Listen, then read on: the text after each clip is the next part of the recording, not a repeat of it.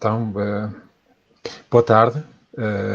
As bem-vindas à malta toda. É com especial ilusão que eu vou fazer estas bem-vindas a este curso. Estamos a esperar ainda a pessoa entrar. Pronto. Como estava a dizer, as melhores bem-vindas ao curso sobre o Laboratório Cidadão e como construir redes de colaboração, que realmente, como vocês sabem, é um curso que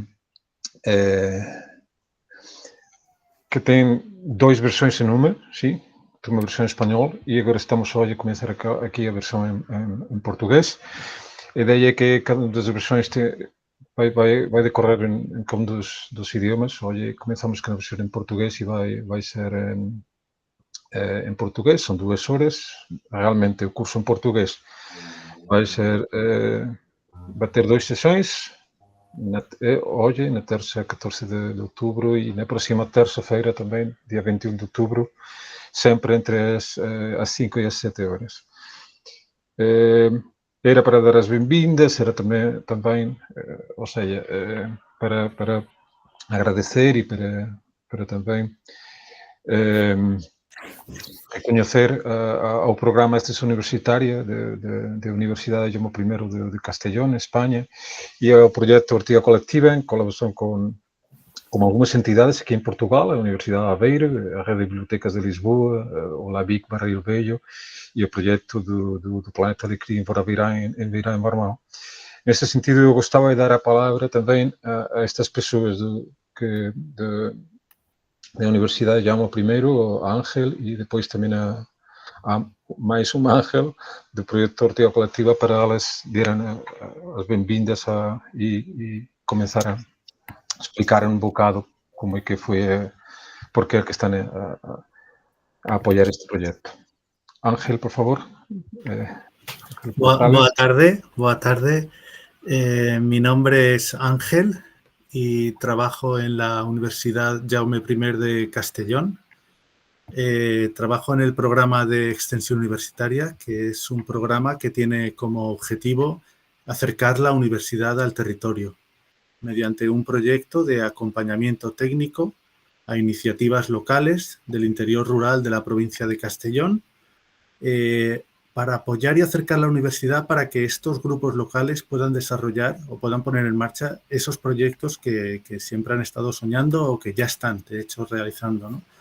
Este es el objetivo de esta red, de este programa de extensión universitaria, que se lleva desarrollando en el territorio de la provincia de Castellón por más de 20 años y que en estos 20 años se ha ido construyendo toda una red de grupos locales que, aunque tienen cada uno de ellos sus propios proyectos relacionados con cultura, patrimonio, arte y creación contemporánea o desarrollo local, también tienen un espacio compartido, una red, un espacio en el que compartir metodologías y en el que compartir y generar conocimientos que puedan ser útiles, o sea, puedan servir para el desarrollo de los propios proyectos locales.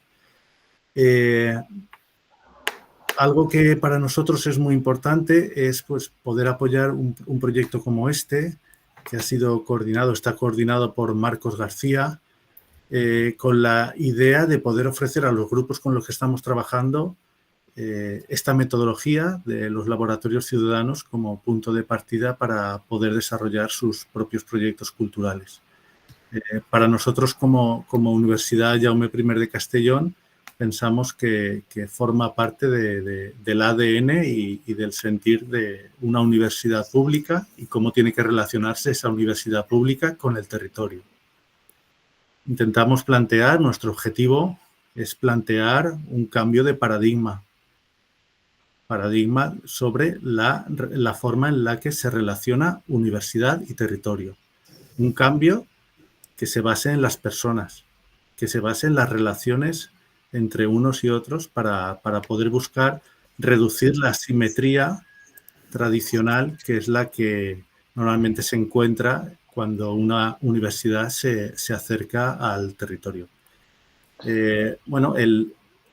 La red de laboratorios ciudadanos y esta formación, cómo montar un laboratorio ciudadano, se inició en Castellón como red de laboratorios ciudadanos de la provincia de Castellón hace un año, con un curso como este, que dio la posibilidad a que toda una serie de grupos locales del interior rural de la provincia de Castellón se plantearan poder desarrollar sus propios laboratorios en el territorio.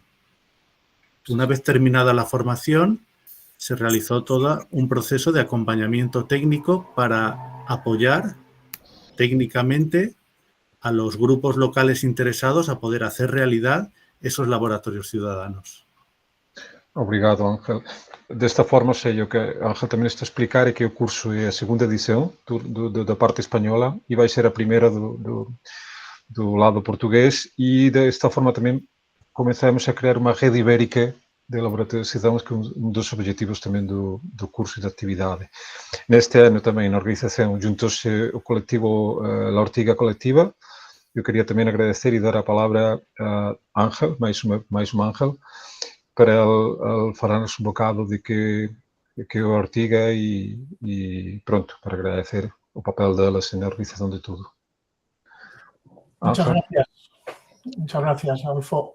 Muchas gracias a todos vosotros y vosotras por el interés mostrado en esta formación tan interesante e importante para nosotros como colectivo que estamos en el norte de Cantabria, trabajando en toda la península ibérica y colaborando con otros colectivos en las ruralidades. Es un honor y agradecer la confianza que han puesto las compañeras de la Universidad Jaume I, el programa de extensión universitaria. Muchas gracias, Ángel y a Albert. Y luego un gran reto ampliarlo a toda la península, ¿no? En este caso con las compañeras de Portugal, y es un súper lujo poder seguir trabajando con José, con Filipa, Carolina, Adolfo. Muchísimas gracias. También un privilegio también contar con todos vosotros, ¿no? Nosotros nos vamos desde el colectivo La Ortiga Colectiva a llevar un poco la coordinación y la intendencia de la red, que esperamos tenga mucho futuro, y por ello vamos a trabajar, y en ese sentido simplemente ponernos a vuestra disposición. Ahora pondré en el chat el correo que ya tenéis muchos de vosotros, pero por si acaso, para cualquier duda sobre el curso que podamos ir aclarando o que os puedan ir surgiendo a lo largo de estas jornadas. Y nada más, trabajar mucho en la cuestión de ruralidades, en la cultura comunitaria y bueno, experiencia que tenemos en diversos últimos años en laboratorios ciudadanos, pero que nunca se deja de aprender, y la aplicación en cada territorio en función de la comunidad y ese procomún, que no solo es que se genera esas relaciones propias, sino que poco a poco hemos ido generando, en nuestro caso, una red de una comunidad de aprendizaje y práctica, ¿no? Que bueno, nosotros le llamamos itinerancias, y que esperamos poder colaborar con muchos de vosotros en este sentido. Así que obrigado, y aprovechamos todo el tiempo y la ocasión. Obrigado, Ángel. Também vou aproveitar para apresentar aos colegas a Carolina Cardoso, ela é do LAVIC. Acho que ela está hoje aqui entre nós. Eu vou ter a sorte de compartilhar com ela a sessão do próximo, a segunda das sessões. E hoje também aproveito para saudar a Filipa Barros, da Rede de Bibliotecas de Lisboa. Olá, Filipa. Que ela hoje vai ser também a parceira de José Carlos. Então, José Carlos, vou-te dar a palavra. Já não usamos mais a palavra, e agora a gente tem que estar assim mesmo com vontade de começar. Pronto, José Carlos, acho que em Portugal qualquer pessoa que já participou em alguma cena em relação com os laboratórios cidadãos já conhece, né? Ele tem uma incrível trajetória, e eu vou dar a palavra a ele. Obrigado. E bom trabalho a gente toda, sim? Obrigado Adolfo, obrigado Ángel, e obrigado a Ángel II, Ángel II, e obrigado a Marcos Garcia, porque ia só pedir ao David, podes só desligar? Ótimo, por causa da... E dá uma forma de agradecer ao Marcos Garcia, não sei se ele entretanto já está aqui, ele é também um dos responsáveis por estarmos a fazer aqui. David, consegues só desligar o microfone, se faz favor? Desculpa, é porque o microfone gera aqui alguma perturbação. Portanto, agradecer este convite, é para nós uma honra, Ángel, nós é que nos sentimos honrados por este convite, por esta possibilidade, e eu também por estar a trabalhar com a Filipa, com a Carolina, com o Adolfo, que já há muitos anos nos cruzamos, e hoje esta ideia desta formação é, no fundo, uma continuação do trabalho que temos vindo a fazer. Eu vou só aqui partilhar aqui uma apresentação que nós temos e que depois iremos partilhar convosco. No fundo, queremos... deixa-me só aqui abrir.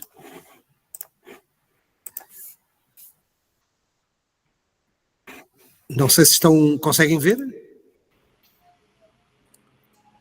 Sim. Sim. Perfeito. Pronto, no fundo, cumprimentar-vos e dizer que esta sessão que aqui vamos ter, na verdade, é um encontro de experiências que dos dois lados da fronteira se têm vindo a cruzar.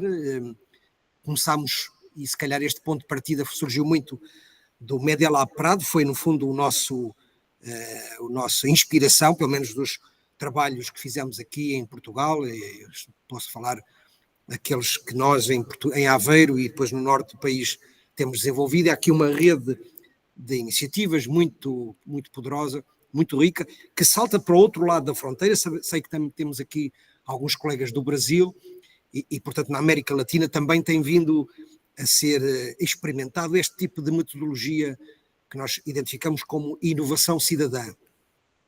Mas talvez valha a pena clarificar estes pontos de partida, e eu, como não vos consigo ver aqui, eu ia pedir ao Adolfo, à Filipa e à Carolina para me interromperem a qualquer momento, para isto ser uma conversa e não ser propriamente Mas talvez estes pontos de partida para nos situarmos. Em primeiro lugar, a ideia de que não há uma receita única para fazer laboratórios ou para desenhar laboratórios. Vão perceber, quem esteve na sessão de hoje, que a forma como eu e eventualmente a Filipa vamos falar é um pouco diferente. Temos eventualmente pontos de vista, eu diria, distintos, que têm a ver com o que o Adolfo há bocadinho chamava da inteligência situada. Significa que há um contexto particular que nos informa, que nos determina a forma como desenhamos, mas elas têm pontos em comum. Talvez o que nos interessa para hoje começar é um bocadinho esta ideia da rede. Nós queremos muito criar uma rede. Não sabemos como vamos fazer, porque sabemos que não é fácil criar uma rede. Muitos de vós, eu conheço a vossa experiência, sei que estão também envolvidos noutras redes, mas queremos muito partilhar, aprender e replicar estas experiências para que elas tenham mais impacto.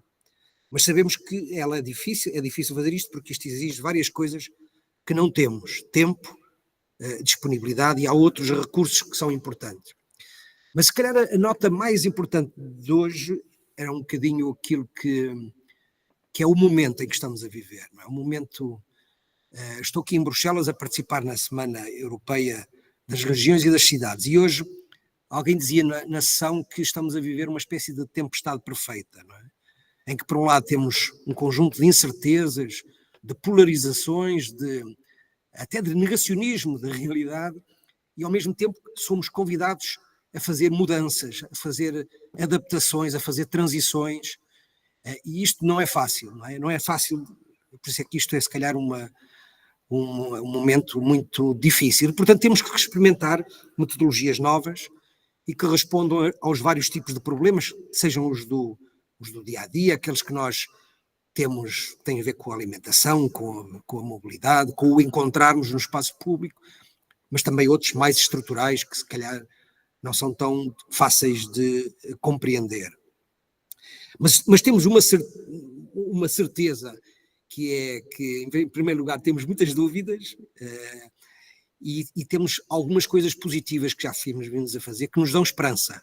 E esta palavra da esperança era muito, muito importante.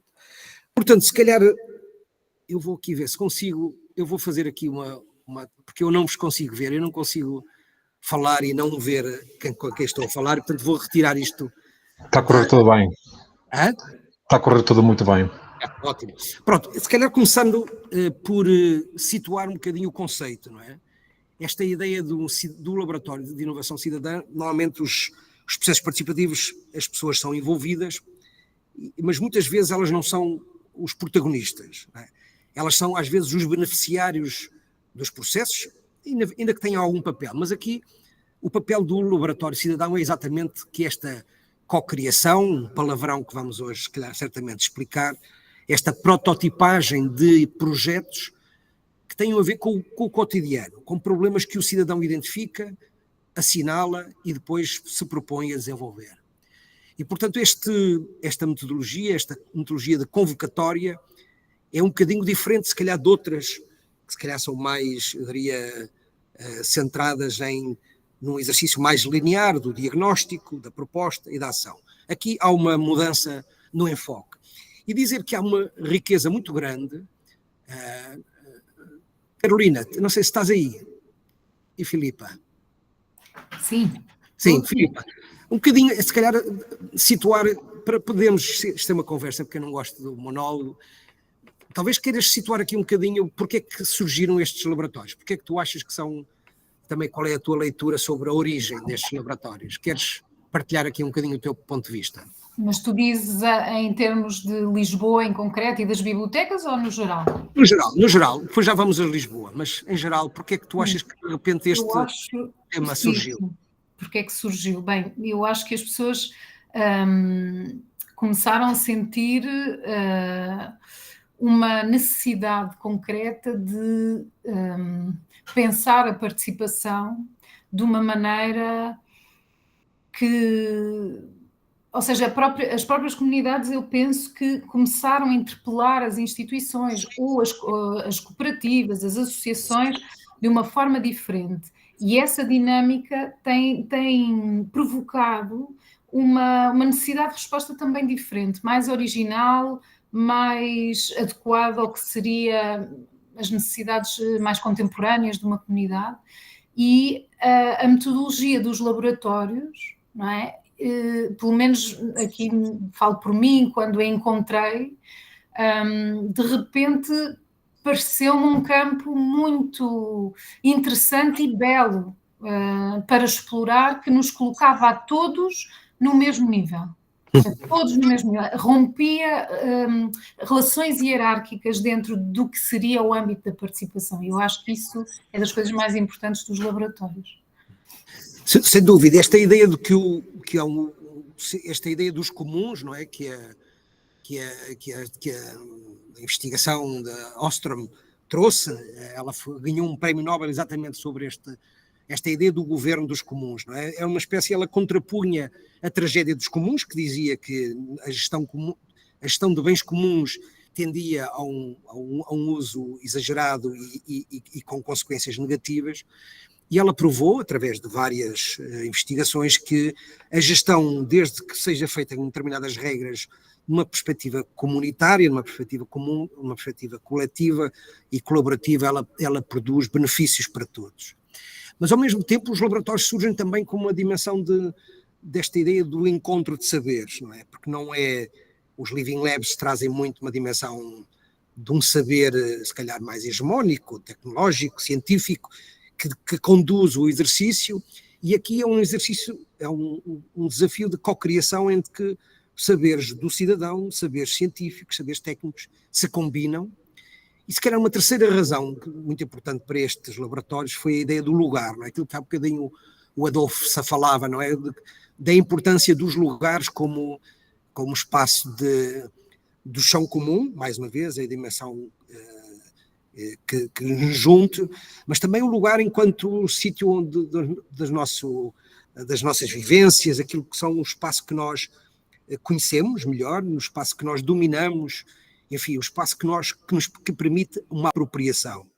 E, portanto, esta dimensão que o Marcos Garcia traz desde de Madrid, uma ideia muito interessante chamada Experimenta Distrito. Portanto, a ideia de levar esta ideia da experimentação para os bairros e não de convidar os cidadãos para virem até à Câmara Municipal ou até à Universidade experimentar. E, portanto, há aqui uma espécie de inversão daquilo que era, se calhar, a forma clássica. E isto permitiu que durante muitos anos, através sobretudo, eu diria, os colegas espanhóis foram muito inovadores nesse ponto de vista, colocando várias organizações a experimentar, bibliotecas, centros culturais, universidades, e a testar uma dimensão muito rica, que é a da porosidade, não é? Tornar as organizações, hoje falávamos aqui com o Esteban Romero, que é de Granada, ele falava muito sobre esta ideia de que as organizações terem que ser mais abertas, que criem oportunidades de poderem ser, no fundo, questionadas, envolvidas e poderem ser mais úteis àquilo que é as necessidades das comunidades. E isto fez com que, de repente, a partir do Media Lab Prado, não sei se 2018 foi quando fomos nós em Portugal, nós em Aveiro, mas a Carolina e a Filipa e o Adolfo têm outras experiências, mas isto permitiu, só para perceberem um bocadinho também o tempo, e para quem está a pensar lançar laboratórios, isto permitiu fazer uma coisa, que é, durante um ano, estivemos a pensar sobre como fazer um laboratório em Aveiro. Portanto, fomos a Madrid e tivemos a pensá-lo, não tínhamos recursos financeiros, fizemos-lo de uma forma voluntária, e isto permitiu testar uma metodologia no bairro de Santiago e depois desenvolver as várias iniciativas que ali estão situadas e que depois, eventualmente, durante a sessão falaremos sobre elas. Mas só para dizer que isto tem uma história e uma cadência de aprendizagens. Adolfo, queres, se calhar, para tu introduzires, como é que tu te atravessaste com esta dinâmica da inovação cidadã? Também para colegas. Ok. Sim, é um bocado diferente porque realmente eu sou espanhol, então eu estou a trabalhar em inovação social faz, desde, não se importa, é muito tempo. Então, realmente é verdade o que tu estavas a dizer, há uma altura em que Espanha, eu ainda não sei muito bem porquê, aconteceram muitas cenas que tinham que ver com esta ideia de reconstrução da cidade a partir de abordagens assim mais inovadoras. Pronto, aí delas sempre foi Media Lab Prado e o Marcos, que não só nesta metodologia acho que esta metodologia foi um bocado a síntese final de milhares de experiências que elas fizeram lá, naquele Media Lab Prado. Elas fizeram coisas incríveis. Era um dos lugares de referência em Espanha, da inovação social e da inovação cidadã. Então eu cruzei-me com muitas destas cenas do Media Lab Prado, não só, mas a verdade é que em alguma altura foi assim um ponto neurálgico a nível espanhol, onde a gente toda que estava a fazer coisas no território, mesmo seja em Catalunha, mesmo seja no Euskadi, mesmo seja em Andalucia, Extremadura, que é onde eu morava, a gente juntava-se no Media Lab Prado e pronto. E é a partir daquela experiência, o Marcos e as pessoas que trabalharam com ele fizeram isto. É como uma destilação, não? É uma metodologia assim, conseguiram fazer e a partir daí começaram também a partilhar, também em Portugal, mas não só, também tem muita incidência em Latinoamérica. Então, realmente, acho que o recorrido é mesmo interessante. Obrigado. E há uma dimensão da comunidade hacker e da comunidade de inovação aberta, que em Madrid teve um enorme desenvolvimento, que impulsionou o transpor esta cultura e estas metodologias, estas práticas para outro tipo de inovação centrada nas pessoas, nas comunidades, nos territórios. E, portanto, isso foi de uma enorme... E talvez possamos... Eu vou ter aqui 6 ou 7 pontos que eu vou saltar alguns porque não, até para podermos permitir termos uma conversa. Talvez começar um dos dilemas é porque é que estamos a fazer laboratórios, porque é que temos que fazer participação, não é? E talvez a primeira questão é desconstruir algumas ideias feitas sobre porque é que as pessoas participam ou não participam, não é? Não sei se eu ia pedir aqui à Manuela, que está aqui já aqui em frente, porque é que se criou a ideia em Portugal que as pessoas não participam? E corresponde à verdade? A sua leitura é essa também? Ou isto é uma boa desculpa para não experimentar? Não sei bem o que responder, não pensei assim no assunto de uma forma sistemática para hoje, mas sim, há uma certa apatia, as pessoas não participam muito, eventualmente por várias razões, imagino eu, desde logo alguma exposição que possam ter que ter, alguma atividade que possa estar envolvida nessa participação, algumas questões dessa natureza. Não tenho assim nada pensado assim neste momento de uma forma muito sistemática, como disse, para poder responder de uma forma um pouco mais concreta, mas há de facto alguma apatia social nessa matéria.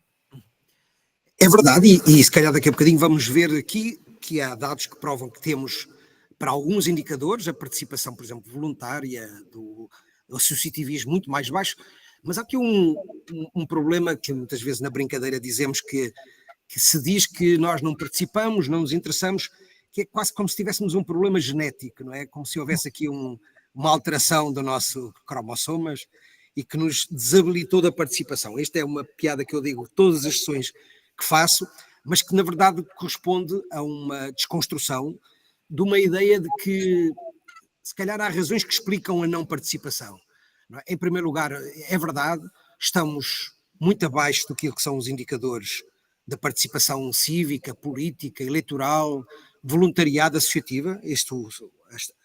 Os dados mostram isso, mas o barómetro do poder local, que o meu colega Filipe Teles lançou aqui com a Fundação Francisco Manuel dos Santos há 3 ou 4 semanas, tinha uma conclusão muito interessante, que era que os cidadãos sentem que são pouco ouvidos, mesmo quando acham que têm uma palavra a dizer sobre as estratégias para o futuro dos lugares onde vivem. Portanto, o que significa que há vontade de participar, mas que muitas vezes não há oportunidade de o fazer. E, portanto, aqui a questão do método pode ser uma das razões. Outros estudos mostram que há um problema também de qualidade de vida, e que significa que as pessoas, quando têm um nível de qualidade de vida abaixo de um determinado nível de qualidade de vida, as suas preocupações estão a ver sobretudo com sobrevivência, não é? E, portanto, participar, para muitas delas que têm uma vida profissional e precária, uma vida familiar caótica, a participação não está de todo nas suas prioridades, e isso é compreensível. E por isso é que países do norte da Europa, com outros níveis de desenvolvimento, têm, se calhar, essas taxas de voluntariado, de associativismo muito mais elevadas que as nossas. E o Teotónio Almeida, o Onésio Teotónio Almeida, um professor açoriano que dá aulas na Universidade de Brown, aliás, ele julgo que já está reformado, mas ele dizia que há um problema também com a participação, que é a confusão entre falar e escutar, não é? Como se a participação fosse só o convite a expressar a opinião e não aquilo que vocês estão a fazer, e que eu também gostava de estar a fazer, que é estar a escutar os outros, e com isso gerar uma aprendizagem, um conhecimento mais profundo. E ele chama a atenção da importância desta ideia da escuta, sobretudo no momento em que estamos a perder a esperança, não é? E a perder a esperança muitas vezes porque estamos muito pouco preocupados em compreender o mundo e em perceber o outro, e isso gera uma sensação às vezes, como não há alternativa, não é? Esta ideia de que vivemos num mundo que não se vislumbra para onde é que pode estar a ir.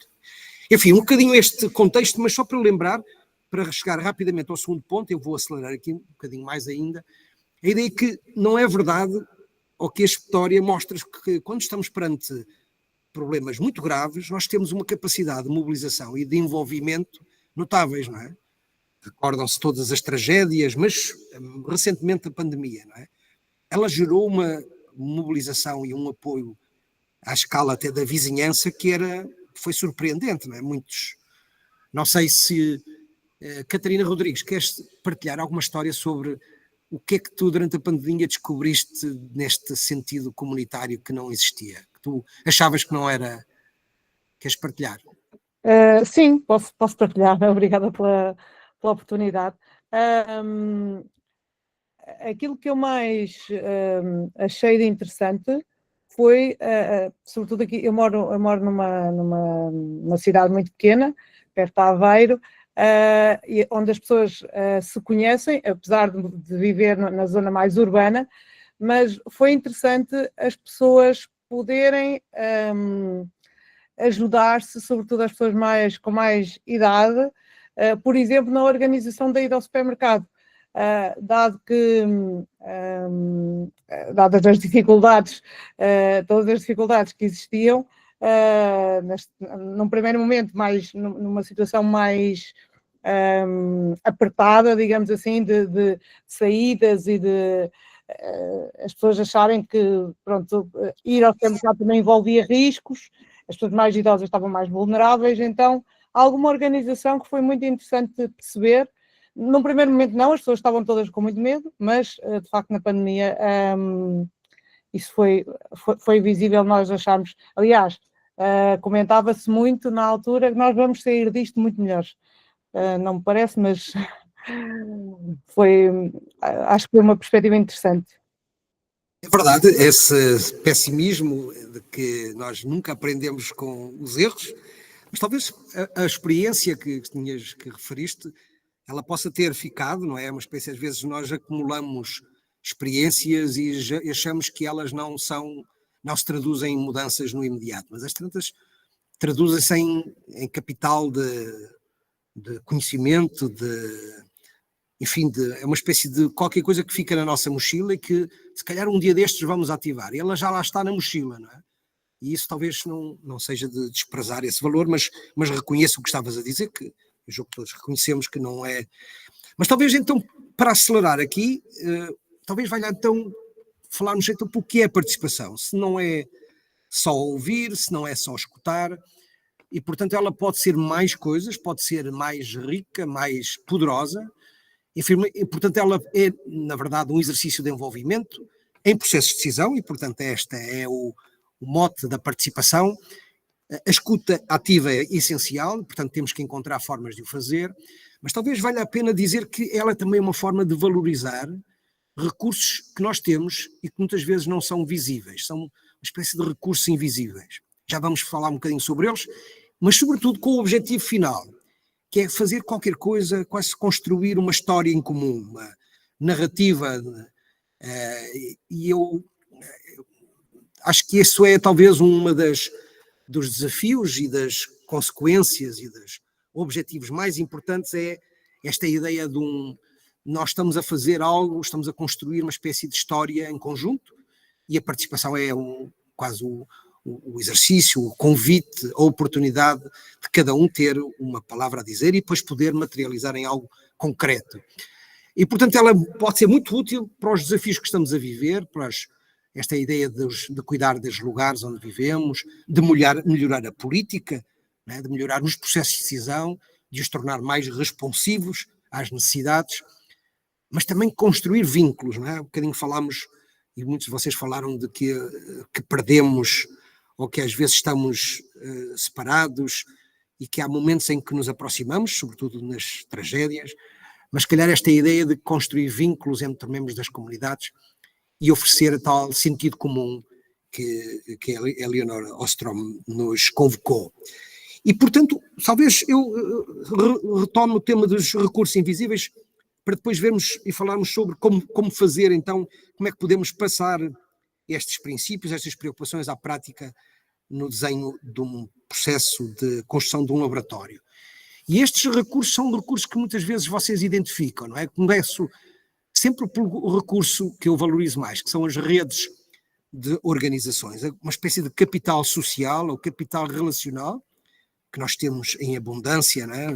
Na área social, na área cultural, artística, na área económica, mas que muitas vezes são uma espécie de silos, né? De bolhas que não comunicam entre si. Isso também se traduz, outras bolhas são os diferentes tipos de conhecimento, não é? O conhecimento científico, e as universidades são uma bolha às vezes difícil de penetrar, o conhecimento técnico, mas o conhecimento das pessoas, o conhecimento empírico, o conhecimento tácito da experiência, o conhecimento da vida, que é de uma enorme de poder e que muitas vezes é desvalorizado e considerado um conhecimento menor. E, portanto, como os valorizar e como combinar estas diferentes formas de saber e dois outros recursos que são muito abundantes no nosso país, por exemplo, os lugares, os espaços e os edifícios devolutos, não é? Aqueles espaços públicos que vocês conhecem, que estão abandonados, que não têm uso, estamos a falar de centenas, milhares de espaços, ou espaços que são subaproveitados. As nossas escolas ao fim de semana, as nossas bibliotecas à noite, os nossos centros culturais, que muitas vezes fora dos horários de trabalho não têm a vida que poderiam ter. E, portanto, são espaços, são oportunidades de construção coletiva e, portanto, os laboratórios podem lhes dar vida e as memórias e as histórias de vida. Muitas da nossa experiência têm procurado capitalizar este recurso vital que é aquilo que é a nossa pegada, a nossa vivência e das nossas famílias e, sobretudo, também dos recém-chegados, porque são estas histórias de vida podem ter este poder inspirador e dizer que há coisas que no futuro podemos vir a ter que são reinvenções, reinterpretações do que já tivemos. Enfim, estes laboratórios são, enfim, e vou ao foco, oportunidades de criar novo conhecimento. Pois, Filipe, eu queria não colocar, porque se eu colocar em modo de... depois nós vamos enviar os slides a todos, é porque se eu colocar em modo de partilha não vos vejo a voz e fico só a falar para o ecrã. Está bem, Filipe? Depois enviamos os slides, podem ter acesso a tudo o que estamos aqui a partilhar. E no fundo esta ideia de queremos criar novo conhecimento, como dissemos, prototipar soluções para problemas concretos e, sobretudo, melhorar a governação local. Isto ser uma oportunidade das próprias instituições públicas poderem melhorar as suas respostas, mas ter alguns alertas que isto não vai responder de forma rápida a soluções, nem para problemas urgentes e graves que exigem outras ferramentas. Então, talvez centrando na ideia do laboratório e naquilo que é, se calhar, a sua estrutura e a sua... Filipa, queres só decorrer aqui para eu também não poder saltar um bocadinho sobre as etapas, o que é que este laboratório traz de novo em termos da sua sequência metodológica, da sua sequência de tarefas que possas realçar? Olha, eu gostava de realçar um princípio que me parece muito valioso e muito adaptável a todos os outros processos, que é o da avaliação que se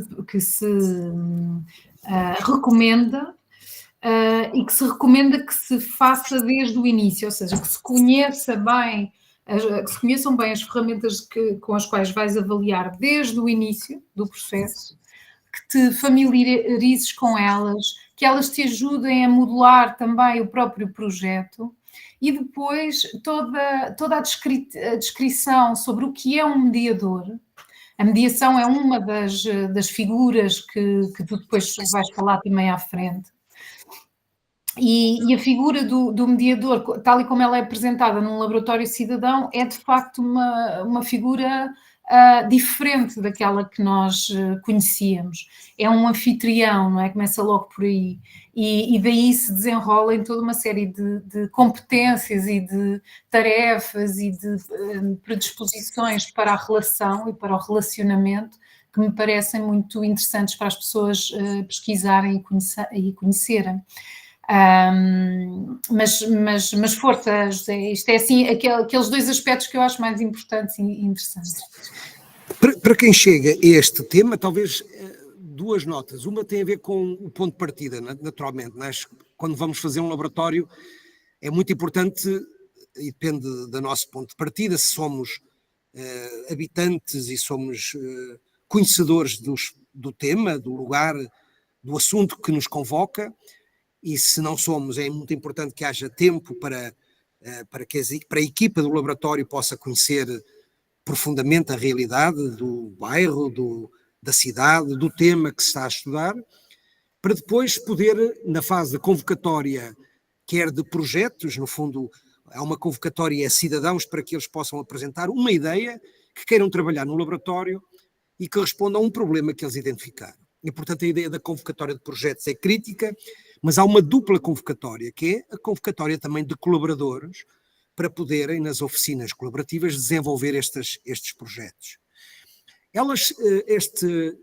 Depois há nuances do ponto de vista daquilo que são as consequências. A ideia da geração de protótipos pode ter como objetivo também que ela não seja só a concepção do protótipo, mas a sua experimentação na realidade, no espaço público, numa organização, enfim, ter aqui alguma medição de impacto, como a Filipa estava a referir, e que ela tenha uma apresentação pública, que ela seja visível não só para os participantes, mas para toda a comunidade beneficiária. Eu talvez divida isto então por etapas, para vocês poderem seguir, e Filipa e Adolfo e Carolina interrompam a qualquer momento, talvez esta ideia da preparação. É muito importante reunir, e dependendo se estamos a trabalhar no âmbito de uma autarquia ou através de um projeto cívico, associativo, conversar com quem está no terreno, com quem são os técnicos, os atores locais, com quem sabe, e isto às vezes implica tirar partido do que já foi feito, não é reunir só para nos darmos a conhecer, mas mas também saber o que é que já foi feito, que estudos foram feitos, que projetos, que iniciativas já estão no terreno para evitar aquele risco que muitas vezes repetimos de começar coisas do zero, não é? E depois mapear quem está no terreno também, quem já fez iniciativas, e reparem a diversidade de organizações que aqui que nós identificamos, do sistema científico, as associações desportivas, culturais, do ambiente, os agentes económicos, do comércio, da indústria, as IPSS, enfim, há aqui uma panóplia que nós podemos chamar uma rede, um ecossistema de organizações, mas a ideia de rede e ecossistema significa se isto funciona como esta teia que aqui está representada, ou são pontos atomizados sem relação. E, como sabem, muitas vezes isso não acontece. Mapear o conhecimento significa também questionar as organizações que o produzem sobre como é que podem estruturar o conhecimento que produzem em torno de objetos, de temas e de territórios. Não é? Como sabem, as universidades estão organizadas por áreas científicas, mas quando nós precisamos do conhecimento, ele deve estar estruturado em torno de outras formas, de outros prismas, de outros óculos, de outros lentes de leitura. E, portanto, obrigar no sentido convidar as organizações para que estruturem o seu conhecimento para que ele possa ser útil e, sobretudo, mapear aquilo que está no terreno. Esta ideia dos projetos públicos ou da sociedade civil é crítico, porque vamos perceber que há muito mais coisas do que sabemos. E, enfim, e portanto temos que, está aí também certamente Filipa Queiroz, com quem temos falado muitas vezes sobre a importância de dar a conhecer as boas histórias do que se faz pelo país fora. E portanto esta primeira tarefa. E depois o diagnóstico, que significa... Carlos. Diz, Adolfo, força. Desculpa, eu só queria adicionar, porque acho que é interessante.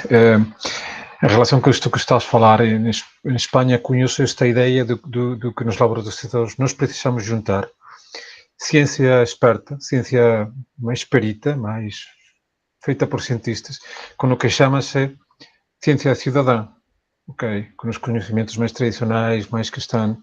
E a mesma coisa com as artes, ou seja, os laboratórios cidadãos terminam por combinar ciência experta com ciência cidadã, arte experto com artes também cidadãos, ou seja, tradicionais, conhecimentos, e como é que nós podemos juntar e misturar tudo isso numa metodologia. Era só partilhar isto.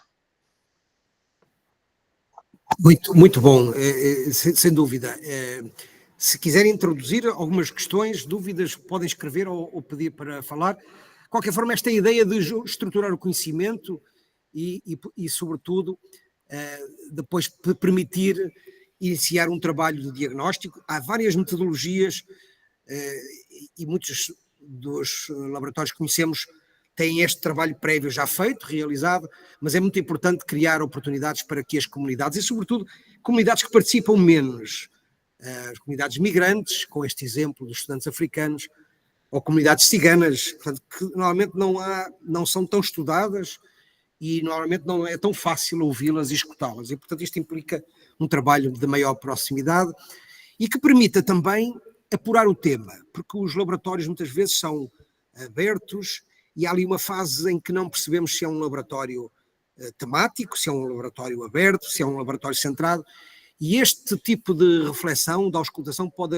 permitir centrá-lo sobre uma temática. Nós, por exemplo, fizemos laboratórios sobre temas climáticos, sobre os temas da inclusão social, sobre os temas da alimentação, enfim, há muitos temas sobre os territórios rurais, não é? Portanto, há muitas tipologias, e isto implica também um trabalho de literacia, que era o trabalho de conhecimento permite, no lançamento da convocatória, que não seja uma abertura sobre o tema da inclusão, em abstrato, mas perceber que a inclusão é um conceito que exige um tratamento e um cuidado muito mais fino, que trate sobre a inclusão social, sobre a inclusão profissional, sobre a inclusão académica, enfim, sobre as diferentes camadas da inclusão, e que elas se traduzem em coisas muito simples, como se um jovem migrante hoje consegue chegar e fazer amigos, se consegue que a sua cultura seja reconhecida e não considerada como menor, ou que se consegue, depois de ter um curso superior, trabalhar num emprego relacionado, ou que não seja explorado no seu trabalho pela sua condição social. E, portanto, este trabalho de literacia sobre o tema do laboratório é muito importante, e nós fizemos-lo e temos-lo vindo a fazer sobre cada um das iniciativas. Por exemplo, o trabalho da proximidade urbana, que foi um tema também muito caro para nós, também exigiu esta... Isto significa que a convocatória, que é a fase seguinte, ela convida os cidadãos também a compreender a riqueza e a diversidade de perspectivas sobre o tema. Isto permite também, ainda nesta fase, clarificar os objetivos e então depois começar com a convocatória. A convocatória é talvez o sinal mais importante, que é como é que nós vamos pedir a um cidadão comum que se ofereça e disponibilize para trazer uma ideia que mude a realidade do sítio onde vive. Isto pode parecer um bocadinho disruptivo, não é? E Filipa e Adolfo, não sei, querem partilhar um bocadinho os dramas do que é abrir uma convocatória? O que é que isso para vós, quando estiverem envolvidas, que dúvidas e que receios colocaram? Vou ver se não me desligo e vou ver se... não me digas que eu me desliguei. Não. Luísa, tens que desligar. Foi a Luísa que enganou, sei que não. Peço imensa desculpa. Não faz mal. Já vou completar. Diz, Filipe, sobre a convocatória. Eu lembro-me que estava literalmente em pânico, porque era a primeira vez que nos lançávamos numa coisa assim, e isso que tu disseste de pedir às pessoas para apresentarem propostas ou depois virem a colaborar na construção de protótipos sem nos conhecerem ou sem se conhecerem, parecia-me impossível, mas como no curso que eu tinha feito, num curso assim como este, não é, que fizemos sobre laboratórios cidadãos, com o Marco, já nos tinham dito que calma com o pânico, vocês vão estar em pânico, vão achar que ninguém vai responder às convocatórias, mas vão sempre responder, às vezes chegam à última da hora, chegam no último dia, mas chegam, e a verdade é que nós tivemos 17 propostas para 17 projetos diferentes, e depois, pronto, e depois a convocatória para participação já íamos um bocadinho mais confiantes, porque de facto aquela que nos dava mais pânico foi a convocatória de projetos. Depois também viemos a perceber, e dando aqui já uma nota mais, não sei se metodológica, mas para pensar, para quem se for iniciar nos projetos, nos laboratórios cidadãos, que é muita atenção à linguagem destas convocatórias. Nós inclusivamente pensámos depois que não teria sido mal fazer quase uma espécie de focus group ou reunião com pessoas de diversos perfis e trabalhar a linguagem, o texto das convocatórias com as pessoas, porque nos apercebemos que a linguagem que nós tínhamos usado era uma linguagem que convocava mais a pessoa licenciada, por exemplo, ou o estudante, do que a pessoa que está no banco de jardim, no caso no Jardim da Estrela, que era onde era a temática que nós íamos trabalhar. Portanto, isso resultou num impacto muito claro no tipo de pessoas que depois vieram a responder à convocatória. Portanto, a linguagem é uma das coisas mais importantes a ter em conta. E se repararem, Adolfo, já peço para comentares, o que nós pedimos é sobretudo isto, no caso, este foi o Laboratório de Transição Climática de Matosinhos, o que nós identificávamos era temas, né? Energia, mobilidade, alimentação, consumo não alimentar, depois até surgiu um outro, que é o tema da captura de carbono, o título do projeto, a descrição genérica, o que é o projeto, qual é o problema identificado, as causas e algumas soluções, e aqui naturalmente já estamos a falar para um público, há o risco de haver um público mais erudito, é verdade, os objetivos a alcançar e depois com quem pretende colaborar. Portanto, isto é uma ficha que naturalmente, em alguns casos, mais completa, menos completa, mas que gera, e esta questão gera naturalmente algum risco de enviesamento para um público que já está hoje, eu diria, mais convertido, mais habituado a participar. Adolfo, queres acrescentar aqui alguma nota sobre a importância das convocatórias e como ela é feita? Não, sublimar o que está a dizer a Filipa das linguagens. E também nós podemos ter estratégias, ou seja, a gente sempre pode juntar-se com organizações intermédias, imagina, associações e tal, para serem elas que façam também aquela comunicação com as pessoas com que elas trabalham, não é? Às vezes é tirar isso, tirar os receios, tirar os medos e mandar uma mensagem de que estamos na procura de espaços de encontro e a partir daí é que a gente vai trabalhar. Sem dúvida. Portanto, a convocatória é lançada e que naturalmente o nosso esforço, e julgo que todos que já a desenvolveram, era divulgar em todo lado, não é? Usando os meios digitais e os meios de proximidade mais física, os cafés, as instituições, as organizações sociais, enfim, usar todos os canais de comunicação, órgãos de comunicação locais e às vezes nacionais, tivemos a oportunidade de fazer. Nós tivemos um laboratório sobre a gestão da água na Maia e tivemos a sorte da Antena 1 ter achado que aquele tema justificava uma atenção nacional, e às vezes a comunicação vinda de cima e vinda de baixo tem um efeito muito, muito rico. E depois há uma fase crítica, que depende da metodologia, porque há outras metodologias que não passam por convocatória direta, há um trabalho maior, por exemplo, nas comunidades ciganas, como deve imaginar, não faz sentido um bairro com 30 pessoas abrir uma convocatória de ideias. Os projetos surgem quase nas oficinas participativas. Mas quando há muitos projetos e quando há uma convocatória, há uma fase de seleção, não é? Por critérios, e que para mim coloca problemas, que é deixar de fora ideias, não é? Que é uma coisa que parece-me que deveríamos repensar, porque se estamos a convocar a cidadania não faz muito sentido depois dizer só vamos trabalhar com metade das ideias e as outras. E portanto há aqui depois há uma reflexão que podemos fazer, uma conversa sobre o que fazer. Eu posso partilhar alguns destes critérios mais tarde, mas sobretudo tem a ver com a execuabilidade da ideia, com os meios disponíveis.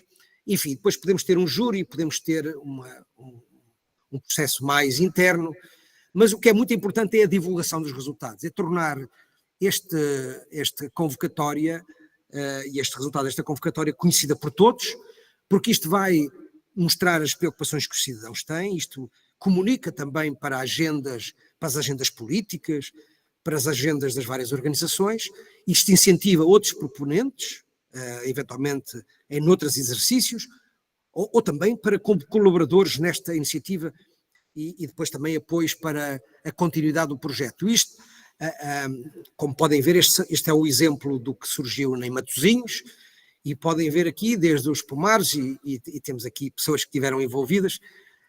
Inês, queres partilhar um bocadinho o que é que foi já agora para podermos, não sei se a Inês estás aqui, sobre como é que foste ter este laboratório de Matosinhos, como é que ele surgiu no teu radar? Olha, eu estou aqui, sim, Zé. Na verdade, eu já não sei, eu acho que encontrei online, já não sei muito bem de que maneira, e pensei, isto é bastante interessante. Acho que haver esta questão, também por motivos profissionais, mas muito relacionado com esta questão de estarmos cada vez mais isolados e sentirmos que queremos também impactar de alguma forma o nosso território, acho eu, a nossa localidade, e como é que o poderíamos fazer. Então foi um pouco isso, e acabei por depois me juntar a um dos projetos, e foi uma experiência extremamente interessante. E este é o puzzle, e o que é surpresa para nós? Isto aconteceu em vários projetos, que é a riqueza das ideias e a diversidade. E reparem, no tema da transição climática, vocês têm aqui a mobilidade, a alimentação, têm aqui as questões da captura do carbono, da economia circular, mas vejam não sei se conseguem ver este sobre a água. A água na Maia. Imagina o tema da água, é um tema que não é assim propriamente um tema tão fácil, e temos aqui desde as questões das reparações, da água das rupturas de água no domicílio, as questões de modelos de fatura da água, comunicação e a forma como ela pode trabalhar a literacia do consumo, as questões da gestão da água desperdiçada nos banhos, o tema do equilíbrio hídrico, a questão do fornecimento de água para a agricultura e a relação com os usos agrícolas, e até os bebedouros no espaço público. Portanto, isto só para dizer que esta convocatória da tal inteligência distribuída gera uma riqueza de conhecimento que é quase inesperada, não é? Nós não esperaríamos que cidadãos tivessem ideias tão bem estruturadas e tão completas como estas que aqui aparecem. Enfim, e portanto o laboratório convoca as ideias e depois marca o arranque do laboratório, e isto nós temos feito sempre uma comunicação muito grande, porque achamos que há um impacto direto sobre quem participa e um impacto indireto, e que ele deve ser valorizado, para depois entrarmos no laboratório propriamente dito, nas oficinas, no que vamos fazer, de como ajudamos um cidadão comum, que não é especialista em fazer projetos, aprenda a fazer projetos. E aqui, naturalmente, há várias ferramentas. Nós vamos aqui partilhar duas delas, uma que é a árvore do problema, que é, a partir de um projeto, tentar compreender qual é o problema que está por trás dele. O que é que ele visa, na verdade, responder. E depois fazer uma espécie de exercício de reconfiguração, que é perceber quais são as causas principais, as causas secundárias e as consequências, para saber se o projeto que deu origem a este exercício, a esta ficha, é a resposta a uma causa ou uma consequência. E sendo a resposta a uma causa, se é a causa principal, e sendo uma consequência, se é uma consequência que justifica aquele esforço. E, portanto, isto é muito um exercício de literacia de projeto, que trabalhamos nas oficinas, e que em Matosinhos fizemos em várias, mas depois traduzir um projeto, uma ideia de projeto numa ficha onde se identificam objetivos, identificam ações, atividades a realizar, parceiros a envolver, enfim, que se materializa no terreno, e estas oficinas daqui a bocadinho depois só explicarei muito breve, porque já estou já ultrapassei o limite, e enfim, estas oficinas ajudam depois a materialização em ações experimentais, e aqui há alguns exemplos de projetos que emergiram de laboratórios. Eu não sei se está aqui alguém de Aveiro que tenha participado no laboratório de Santiago. Se tiver já agora puder só comentar, e peço para falar. E isto foi o Dia do Vizinho, portanto a realização de um evento de convívio das várias comunidades que se cruzam num bairro, que é um bairro considerado em Aveiro, um dos bairros mais, diria, difíceis. Um bairro que tem comunidades de várias proveniências, comunidades migrantes, comunidades ciganas, estudantes universitários e mesmo comunidades de pessoas que vieram das ex-colónias, E, portanto, tem um historial de integração de muitas pessoas, às vezes muito depressa e com recursos muitas vezes insuficientes. Mas isto para dizer que esta fotografia, que parece uma coisa banal, é o ponto de encontro destas diferentes comunidades. José, desculpa, não estamos a conseguir ver o slide. Agora sim. Ok. E, portanto, este era o dia do vizinho. Depois, estes laboratórios deram origem também, o tema, aqui não havia um tema, era o bairro, e, portanto, a ideia do espaço público e do alerta para as questões da poluição. O bairro era um bairro que tinha um problema, um conceito muito grande, e, portanto, foi o Adriano Miranda, um jornalista, fotojornalista premiado do Público, que é de Aveiro, convidou os jovens a fotografar o bairro e a colocar a sua visão, através de fotografias analógicas, a sua visão do bairro, e isto deu origem a ter uma exposição no centro da cidade. Enfim, o tema das memórias dos idosos e da partilha de memórias com pessoas mais jovens, enfim, o trabalho que depois teve consequências 3 anos mais tarde. É curioso. Este projeto de jovens africanos, de 2 ex-alunos meus, o John e a Andrea, e que tinham no primeiro laboratório, deram origem a uma partilha de receitas de projetos gastronómicos, de receitas africanas, e que 3 anos mais tarde criaram um negócio num outro laboratório em que retomaram o tema. Isto para dizer que o tempo das ideias às vezes é um tempo mais longo do que aquele que nós entendemos, e isto se materializou, portanto, este tema, esta ligação com a África se materializou num outro laboratório sobre o tema da interculturalidade, onde aqui o encontro cultural e do empreendedorismo feminino africano foi discutido.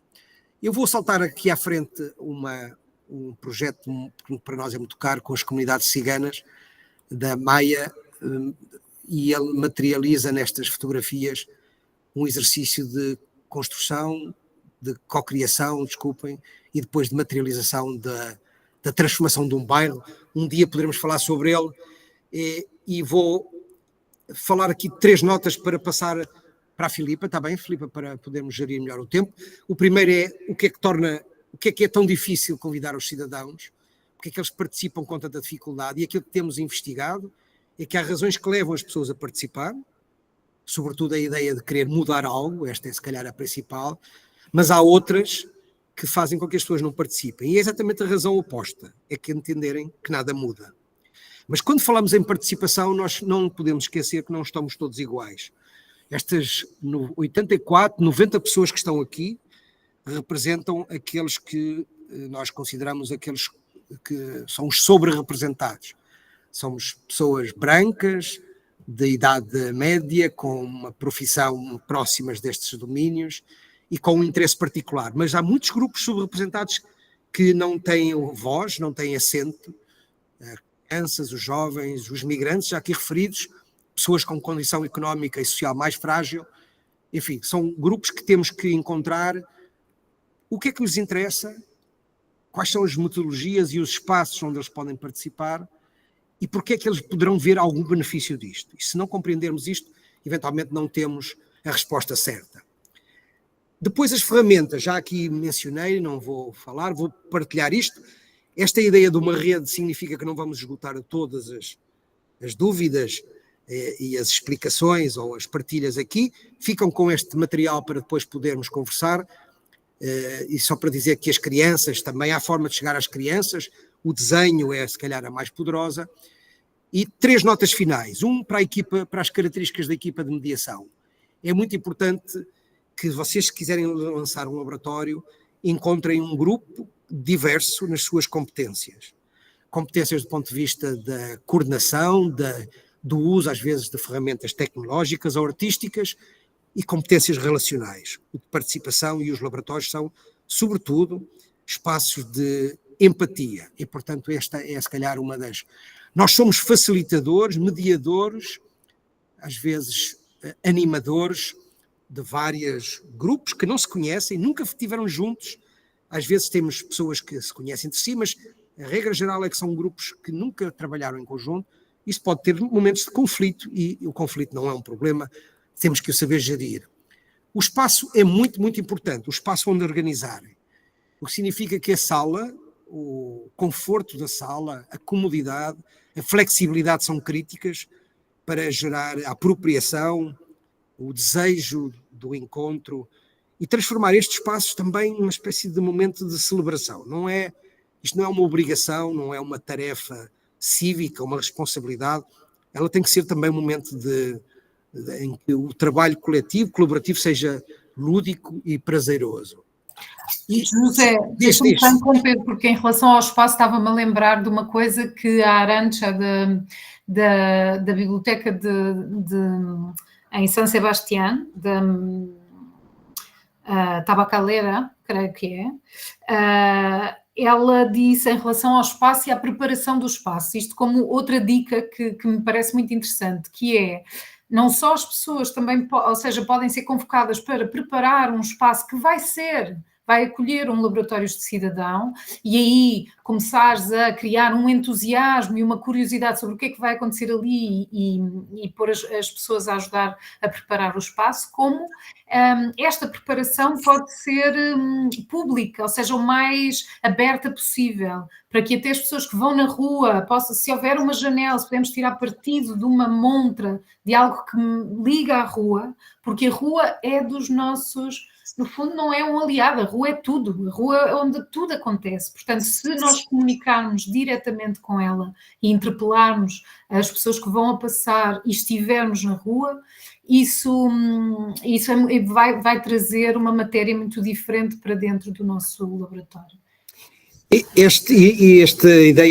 Esta fotografia, não sei se vocês conseguem ver aqui, este aparato que aqui encontram pendurado por ar, isto é uma instalação artística feito pelo Bitocas Fernandes, que muitos de vocês devem conhecer. Ele é um artista de Águeda e nós convocámos-lo para ele exatamente criar no espaço uma espécie de esforço e de trabalho cenográfico que permita que as pessoas, quando entrem dentro da sala, se transportem para uma espécie de um mundo da fantasia, não é? E isto também é muito importante. O trabalho participativo é um trabalho também muito... Da alimentação da imaginação, não é? É importante criarmos vontade de pensarmos para além daquilo que nós temos na realidade e, portanto, de sermos eventualmente mais disruptivos. Não gosto muito da palavra, mas, enfim, o espaço conta, é um bocadinho a mensagem. Duas notas finais. Uma comunicação que é: comuniquem tudo. Comuniquem o arranque, comuniquem as reuniões, comuniquem as etapas, comuniquem os projetos, procurem encontrar nos órgãos de comunicação social, no espaço público, no espaço físico, tudo que seja formas de comunicar o impacto e os micro resultados.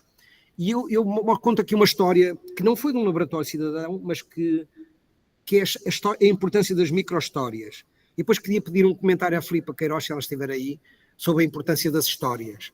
E esta foi uma história em Gaia, num processo participativo. Não era num laboratório, mas tem a ver com a importância da comunicação.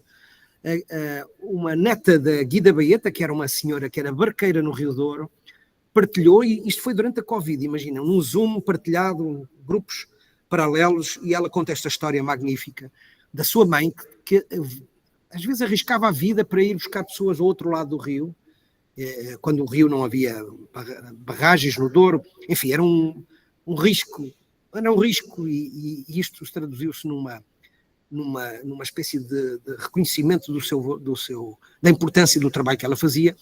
E esta notícia chegou ao Jornal Público, e o Jornal Público fez uma reportagem com a senhora, com a filha desta senhora, e isto foi também uma forma de prestar um tributo, uma homenagem à sua vida. Portanto, os laboratórios e os processos participativos são também um certo esforço de reconhecimento, de tributo àquilo que são os heróis invisíveis, os heróis desconhecidos, não é? E que fazem parte da nossa vida. Portanto, por último, os resultados esperados. Quando fomos a Madrid, fomos perguntar ao Marcos, ao António Lafuente, não o que é que correu bem, mas o que é que não deveríamos, quais eram os erros que deveríamos evitar. E termino com isto, e que são...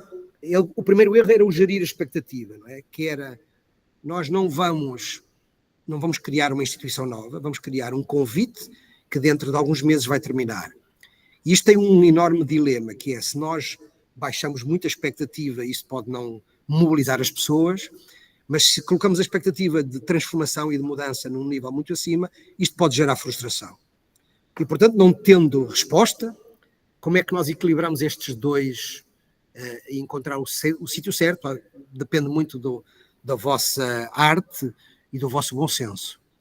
Segunda nota é sobre o tempo de ouvir a comunidade, e hoje julgo que ficou claro a importância de escutar, de registar. A Filipa vai falar sobre isto melhor do que eu, sobre o cuidado com a linguagem, para que não haja aqui especialistas com discurso codificado que afasta as pessoas.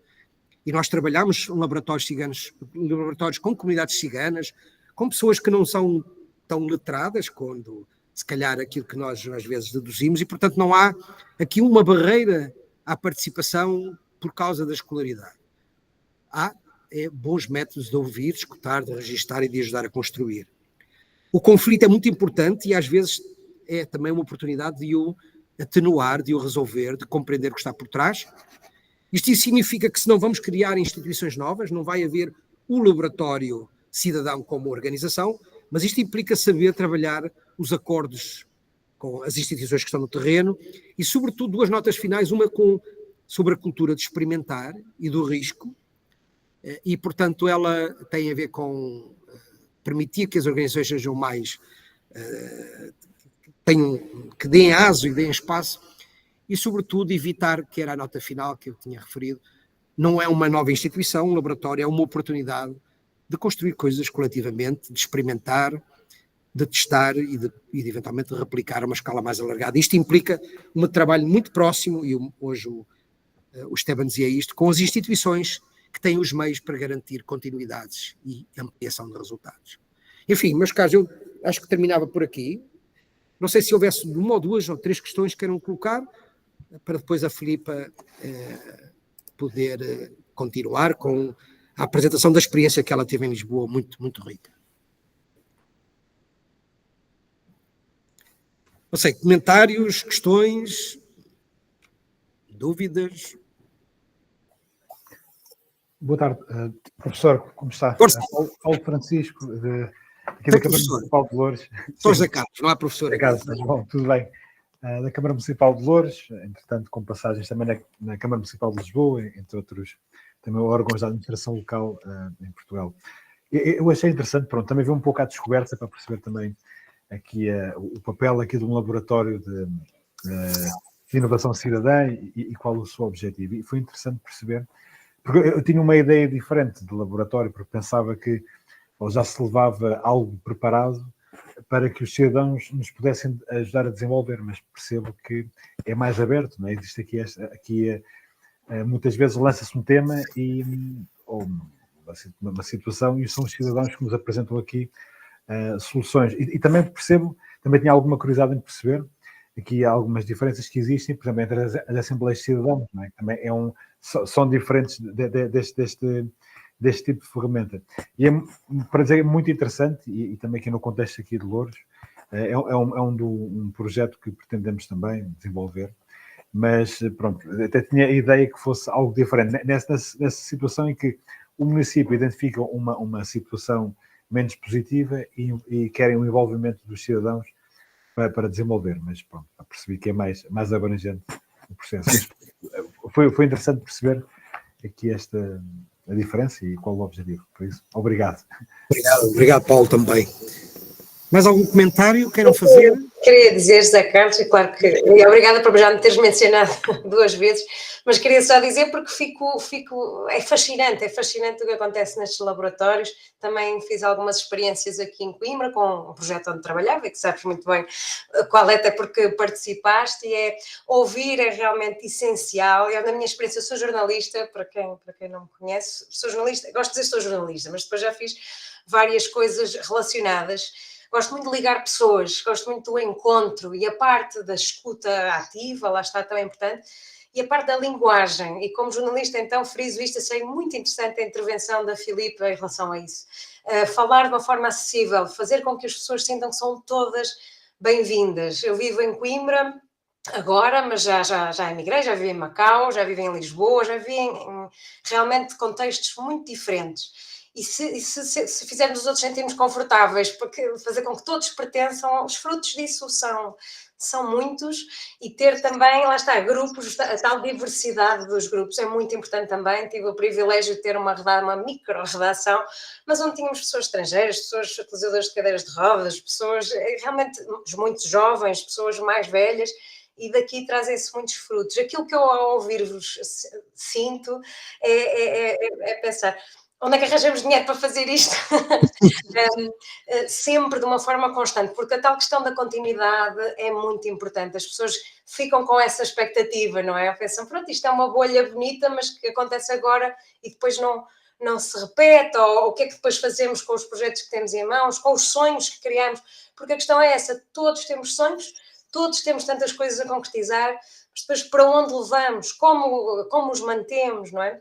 É só, as minhas únicas questões vão muito direcionadas a isso. Agora, sem dúvida que há haver muitos laboratórios destes e muita produção de ideias das pessoas, lá está, que não sejam todas iguais, que não sejam todas como nós, não é? Deste grupo privilegiado que tem o tempo, que tem a possibilidade, que tem, não é? O acesso, só o acesso, não é? De saber como se faz, como se pode fazer este tipo de coisas. Pronto, era o meu pequeno contributo. Obrigado, Filipa, sem dúvida. A Filipa coordenou uma iniciativa chamada Geração Coletiva, da Coimbra Coletiva, e que foi, na verdade, um laboratório, é um laboratório muito semelhante a este. Portanto, e o poder e a qualidade das ideias é notável. Agora, claro que esse dilema que falas da continuidade é uma das questões mais que custa. Há financiamento do Portugal Inovação Social, é importante dizer que há muitos programas, ou há programas públicos onde isto pode fazer. O BIPZIP, o programa BIPZIP em Lisboa também financia, isso para quem está em Lisboa. Enfim, portanto há aqui algumas fontes, mas depois podemos trabalhar sobre isto no futuro e ajudar a encontrar os meios para o fazer. A Lívia, tínhamos aqui 3 pessoas, a Lívia, a Cláudia e a Cristina. Querem fazer um comentário? Sim, o meu comentário, tenho um comentário e uma pergunta. O meu comentário tem um pouco a ver com este facto, que quando se trabalha com as populações locais e se tem uma linguagem que é inclusiva, e portanto é a linguagem deles, estou contigo, Filipa, I agree, efetivamente, para mim, eu acho que é um bocadinho forte ouvir-vos todos dizer, é surpreendente que há ideias. My dears, se nós ouvíssemos as pessoas, é lá que estão as ideias. As pessoas que sentem na pele, são elas que trazem também a imaginação necessária para resolver. Nós somos seres humanos e temos todo este mecanismo em nós. Fizemos durante 5 anos, na Orla de Monsanto, em Lisboa, 10 círculos por ano, portanto temos muita experiência de fazer estes círculos, que são normalmente na rua, quente, frio, quando chove muito é que entramos em espaços, e fizemos muito levantamento, no fundo, das necessidades que existem nos territórios e também das abundâncias que existem, e tentámos criar esta consciência de que a abundância faz parte daquilo que as pessoas têm acesso. E, portanto, os atores que normalmente cortam o acesso às abundâncias, muitas vezes são as organizações como as câmaras, que no fundo dizem, aqui vocês não mexem, nós é que mantemos. Toda essa cultura é, a nosso ver, uma das grandes mudanças de mentalidade que tem que acontecer, e que, mesmo que haja continuidade, é preciso também haver alguma liquidez, digamos, uma capacidade de poder manter o grit, aquela insistência, porque não é fácil que alguém que está no poder desista dos seus pequenos poderes, eu acho que muitas das soluções que estamos a falar, que nem precisam de financiamento para ser realizadas, são soluções que têm a ver com a mentalidade, ali não posso, aquilo não é meu, e portanto temos que trabalhar isso, e portanto uma das minhas perguntas, quer dizer, a pergunta principal que eu queria colocar é um bocadinho como a Filipa também já colocou, porque eu pus a mão antes da Filipa dizer isso, é como é que nós conseguimos fazer a transição da consciencialização, da mudança de mentalidade para esta parte que já precisa de budget. Nem estou a falar agora em aluguer de espaços, porque eu acho que isso resolve-se bem, mas toda esta parte de laboratório, então, se nós queremos viver de forma diferente, agora vamos pôr isto em prática. Se nós queremos relacionar-nos de forma diferente, agora vamos pôr isso em prática. Esta etapa, como é que se financia? Eu ia também dizer, o BIP-ZIP nunca financia 2 projetos parecidos de um ano para o outro, ou seja, nós tivemos 1 ano de apoio do BIP-ZIP para fazer os círculos, no ano seguinte, obviamente não era possível, mas tivemos 3 anos de apoio num projeto muito bem coordenado pela rede da LBC em Lisboa, que nos permitiu fazer muitos mais círculos e, portanto, há efetivamente diversas formas de financiar, mas como digo, são sempre efêmeras, no sentido, este ano apetece-nos financiar isto, ano que vem já não nos apetece. Pronto, é só dar estas notas. Obrigada. Lídia, excelente questão, para a qual não temos resposta fácil, não é?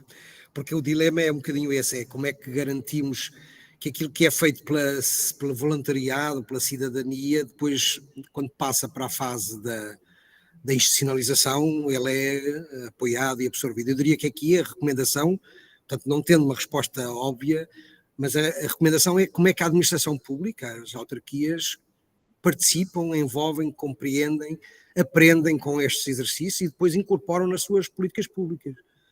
Porque por alguma razão o Estado tem os meios, não é? Nós damos-lhe os meios, e aquilo que eu estava a dizer, às vezes eles não usam os meios da forma adequada, não é? E usam às vezes até para cercear e não compreender aquilo que são os desejos e as necessidades das pessoas. Portanto, talvez aqui a fileira de interligação, de intermediação com os poderes públicos seja crítico.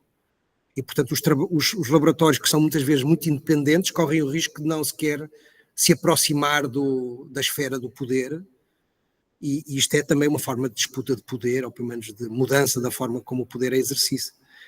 E naturalmente pode gerar alguns incómodos, mas eu acho que isso faz parte da ideia de abrir, não é?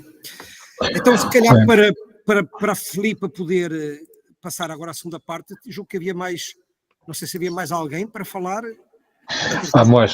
Há mais 2 palavras pedidas e há uma consulta feita no chat.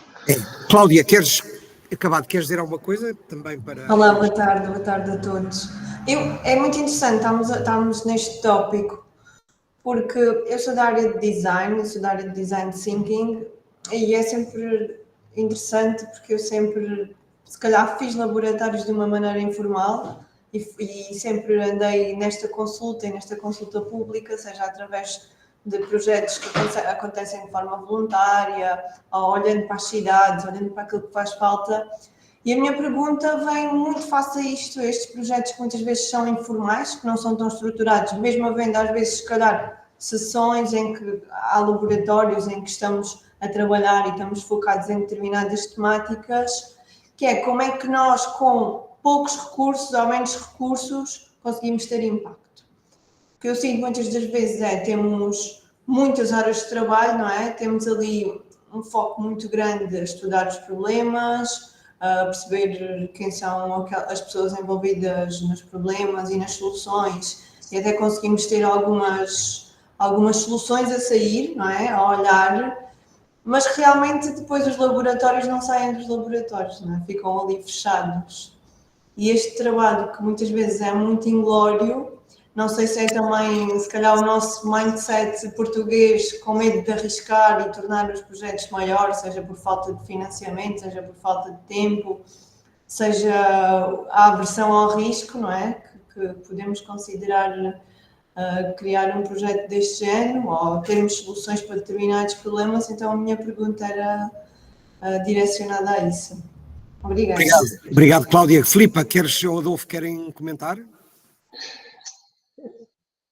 Ou seja, não sei se era para... Podíamos ouvir todas as perguntas, depois ouvir ao Filipa e ao final da sessão já fechar e tentar falar de tudo. Maravilha. Então querem só deixar a última questão para depois a Filipa falar e no final há esta resposta. Ok, então o meu nome é Cristina Carita, eu trabalho na Unicef, sou a coordenadora do projeto Cidades Amigas das Crianças, portanto nós trabalhamos com municípios e o nosso objetivo é ouvir as crianças. Aliás, esse é um dos pilares principais do projeto, é a participação das crianças. E eu queria só deixar aqui algumas notas relativamente à participação das crianças, porque o José tinha falado que era um dos grupos que é, enfim, normalmente há os vários mitos de eles não sabem o que é que, não vão trazer nada de novo, não conseguem dar-nos ideias, e nós temos uma experiência bastante diferente. E, portanto, aqui 3 ideias gerais. Uma delas é, quando pedimos a participação, temos que lhes explicar o que pretendemos deles e deixar muito claro que nem todas as ideias que vão ser partilhadas, nem todas às vezes são execuíveis, até como o José também falava, em termos da gestão de expectativas, não é? Porque muitas das crianças que falam connosco dizem-nos que não são ouvidas, ou que depois não acontece, dizem coisas e não acontecem. Portanto, esta gestão de expectativas logo inicial é muito importante.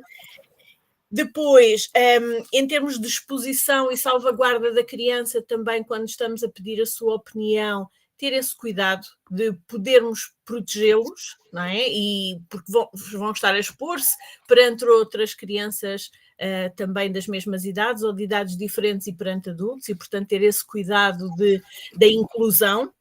E depois a ideia da retribuição, dar feedback, na perspectiva de eu pedi-lhes ideias e, portanto, depois vou-lhes ter que lhes dizer o que é que fizemos com essas ideias. E, portanto, isso também é importante no caso das crianças e não só, de todos, não é? Saber o que é que foi feito com a auscultação que fizeram e com a participação que tiveram.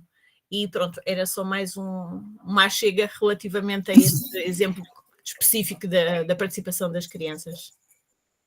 Obrigado, Cristina. Filipa, então passa a bola e depois no final... Vamos embora. E eu vou aqui encurtar um bocadinho, vou fazer uma apresentação bastante breve, mostrando-vos, se eu conseguir partilhar os slides,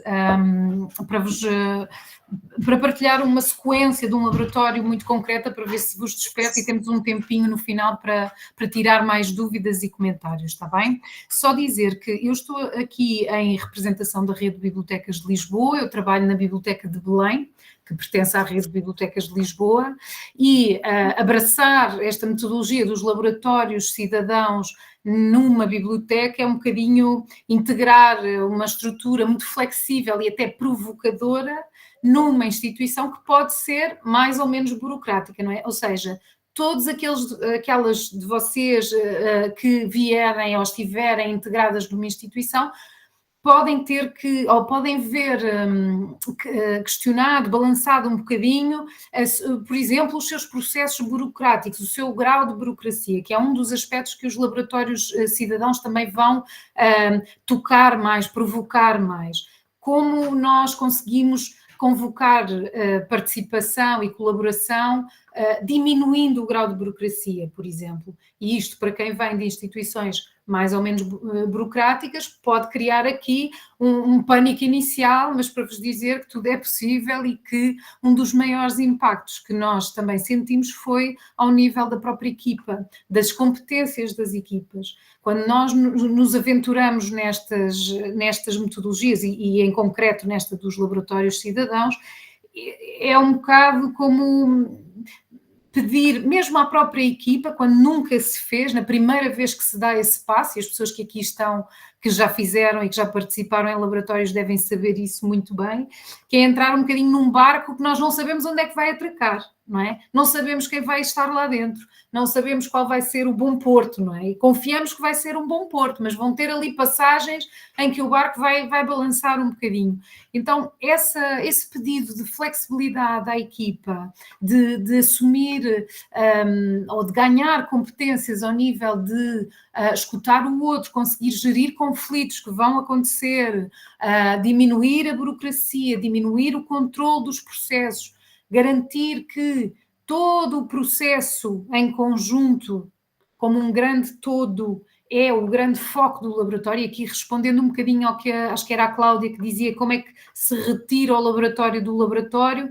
Na verdade, o laboratório não se deve retirar de lá, num sentido, eu explico, porque todo o processo que acontece ali é a viagem, não é essa a viagem que nós temos que fazer, e é aí dentro que nós nos vamos transformar. Isto não quer dizer que depois não haja muito o que pensar em relação ao que a Filipa perguntou e já vários de vocês comentaram sobre o que fazer depois quando termina, não é, um laboratório. Qual é que é aqui a nossa possibilidade de impacto e de persistência deste processo. Então eu vou tentar partilhar aqui, deixa-me lá ver se eu consigo partilhar aqui. Seria uma janela, não é? Seria. É aqui em baixo onde tu depois partilhar ecrã e depois tens que abrir. Será que vocês veem o PowerPoint ou não? Está a aparecer. Está a aparecer. Ok, espera aí. Mas tens que... Agora ponham a apresentação, certo? Conseguem ver? Estão a ver? Ainda não, ainda não. Não, ok. E assim sim? Não. Também não. Então, esperem aí. Quantos ecrãs é que tem? Eu tenho... Quantos ecrãs? Tenho um. Só tem um? Só tenho um. Parecia que estava a mostrar um ecrã. Espera aí, eu penso que não. Ecrã inteiro, será isto? Partilhar o ecrã inteiro, vamos lá ver. E assim, conseguem? Sim. Okay. Sim, agora ótimo.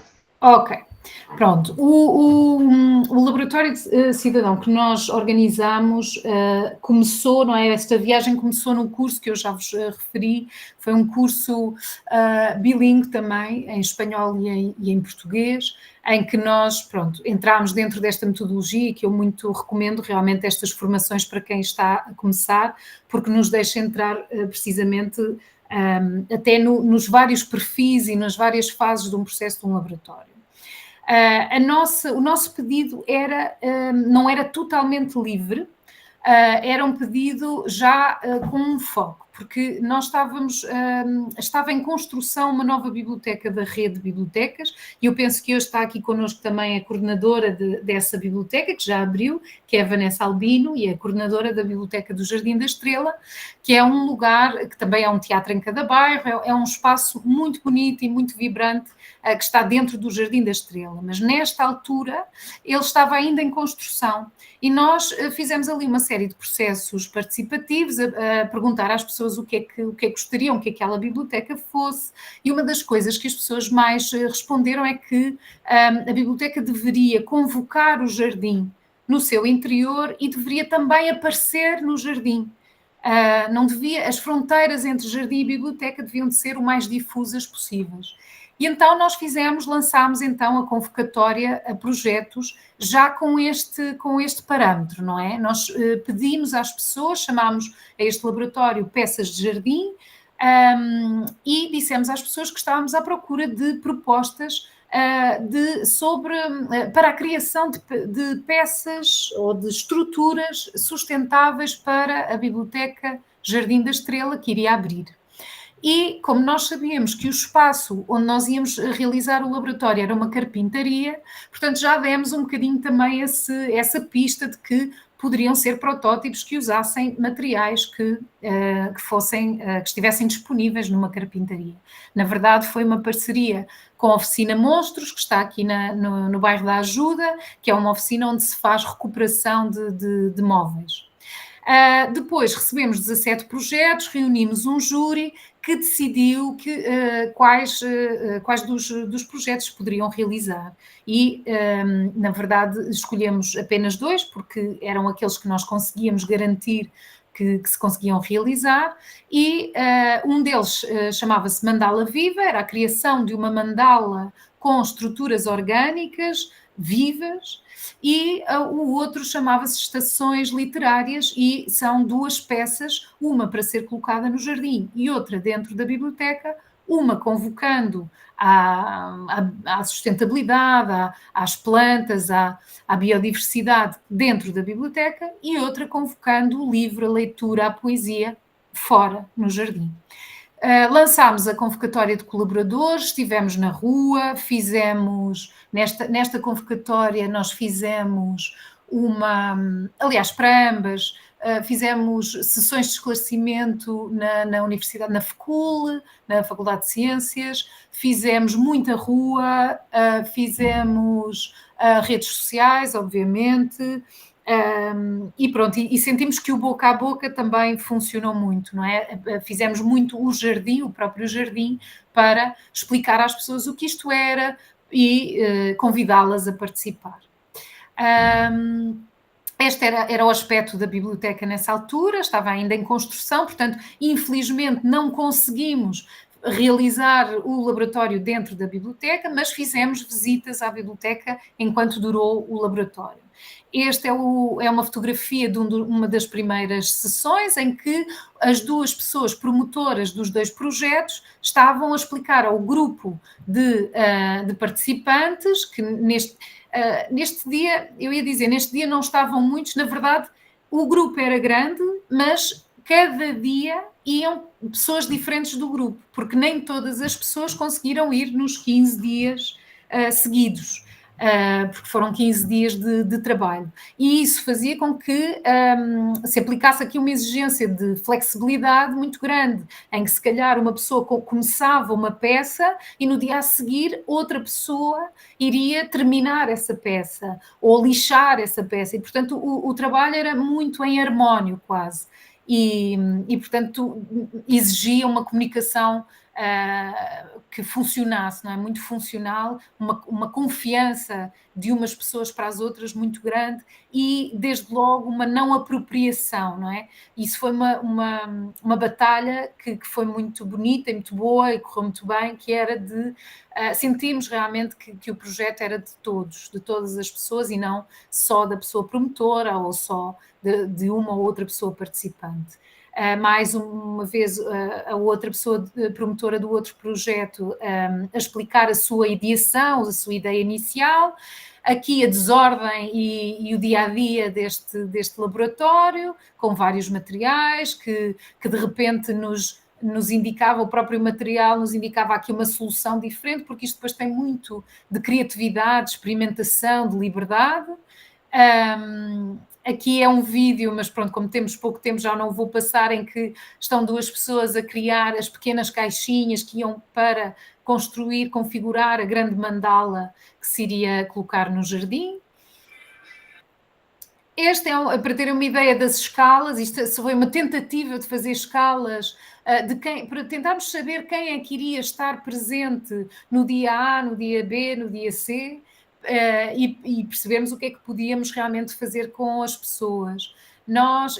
Claro, há muitos pontos de interrogação porque o processo tem muita entropia, nós não podemos exigir às pessoas um compromisso total, não é? As pessoas vão dando aquilo que conseguem na medida do que conseguem.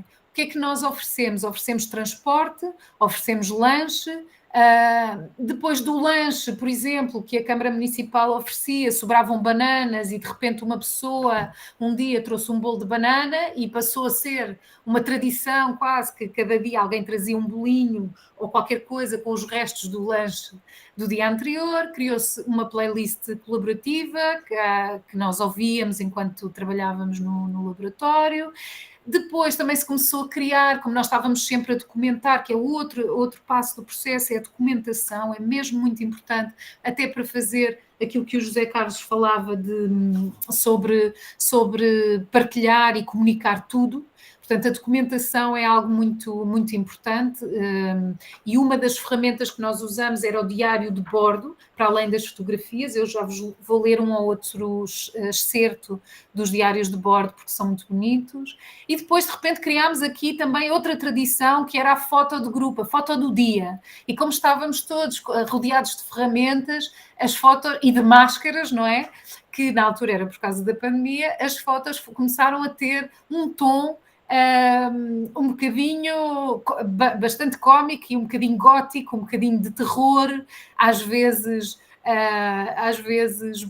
pronto, mais arriscado, outras menos.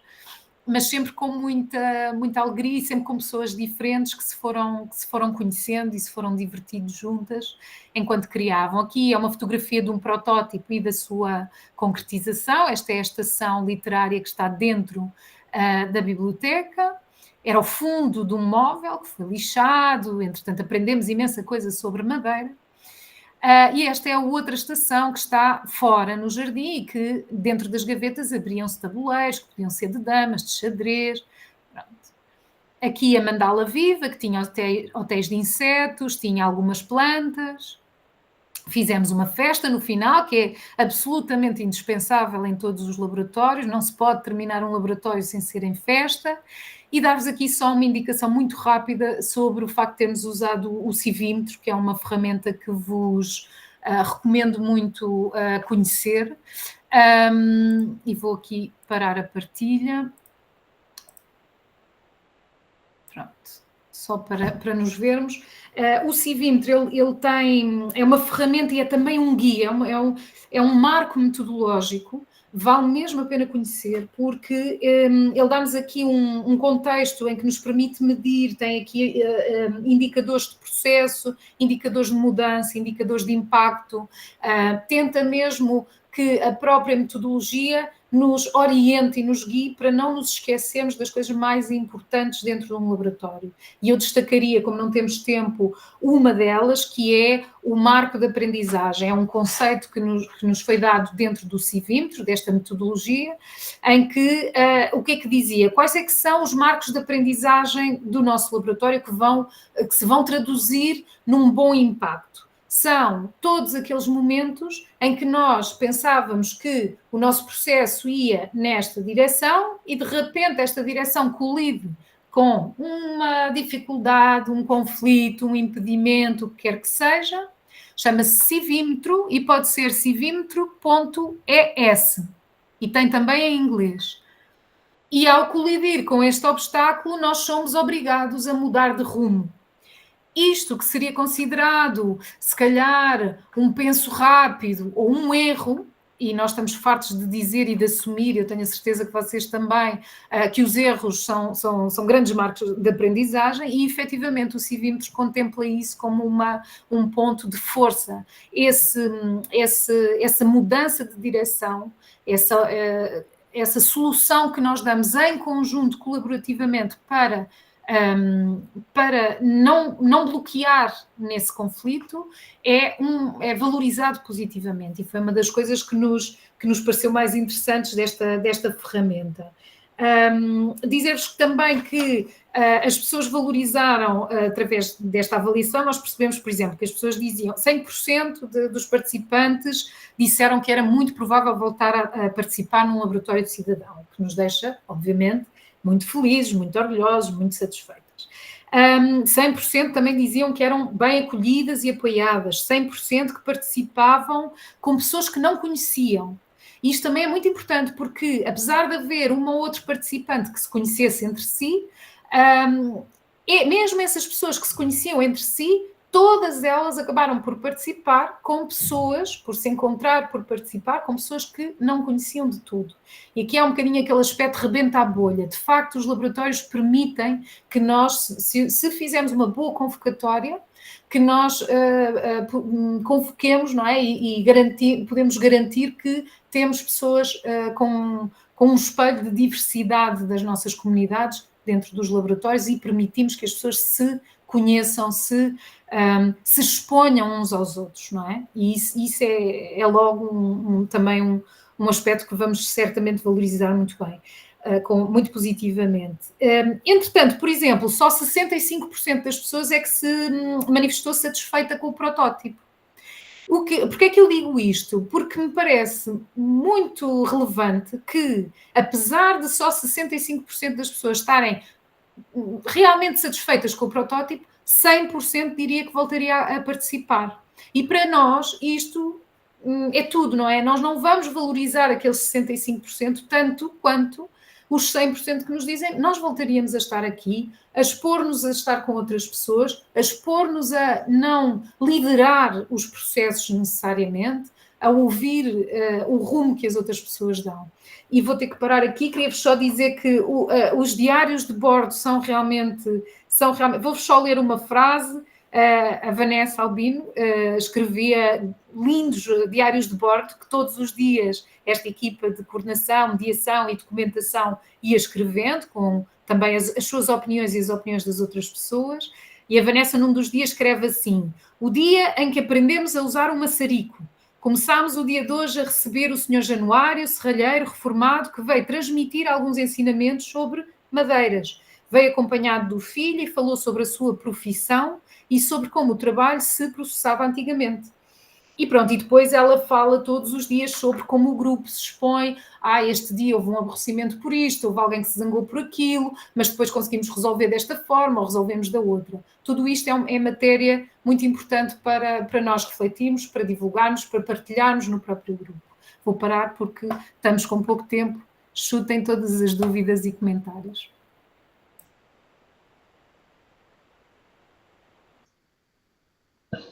Desculpem a rapidez. Não, pronto, mas eu sei, agradecemos muito, acho que nós estamos mesmo disponíveis. Quem quiser mais informações, qualquer cena, só tem que perguntar e nós estamos disponíveis. Só queria também falar uma coisa com vocês. Alguns de vocês estão a perguntar no chat como é que nós podemos partilhar os contactos, os links.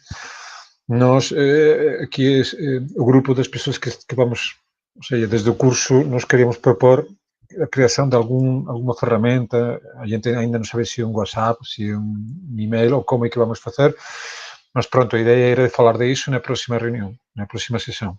A próxima terça, a gente falar como é que vamos criar e como é que a gente pode seguir junto e podemos continuar com esta iniciativa, ok?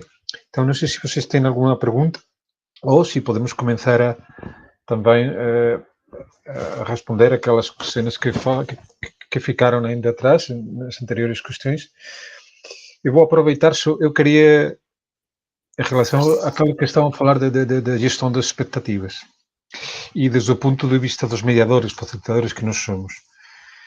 Pronto, os laboratórios cidadãos funcionam através de ideias, mas acho, para mim, isto é só uma opinião, mas para mim os laboratórios cidadãos não é só uma questão de ideias, é mais uma questão de vínculos. E o papel dos mediadores, facilitadores, é se focar nos vínculos. São os participantes dos laboratórios que têm que focar nas ideias. Nosso papel é mais focar nos vínculos, nesses vínculos. E são os vínculos entre as pessoas, são os vínculos entre cada qual, ou seja, com o próprio, com o coletivo, com a cidade, mas é essa parte dos vínculos que nós temos que cuidar. E isso entra também nessa parte das expectativas. De alguma forma, os projetos que vão a continuar e que vão andar não é nossa responsabilidade, é uma responsabilidade coletiva também.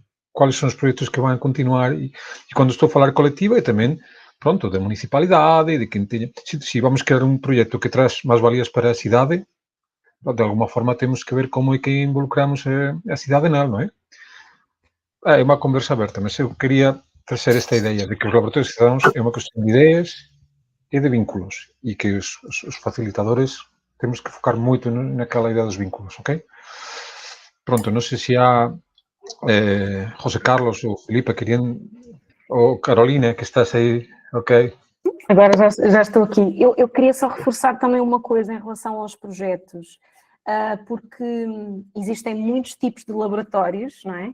E eu acho que nos laboratórios cidadãos a característica dos próprios projetos é a sua abertura. Então, todas as pessoas que participam têm que ter também essa consciência e essa abertura de que os projetos não são individuais, são projetos coletivos, até porque uma das principais premissas dos laboratórios cidadãos partiu da lógica da cultura livre, tanto do desenho aberto, de podermos documentar, partilhar com outros, para que outros possam replicar. Então, e aqui entra muito esta lógica do bem comum.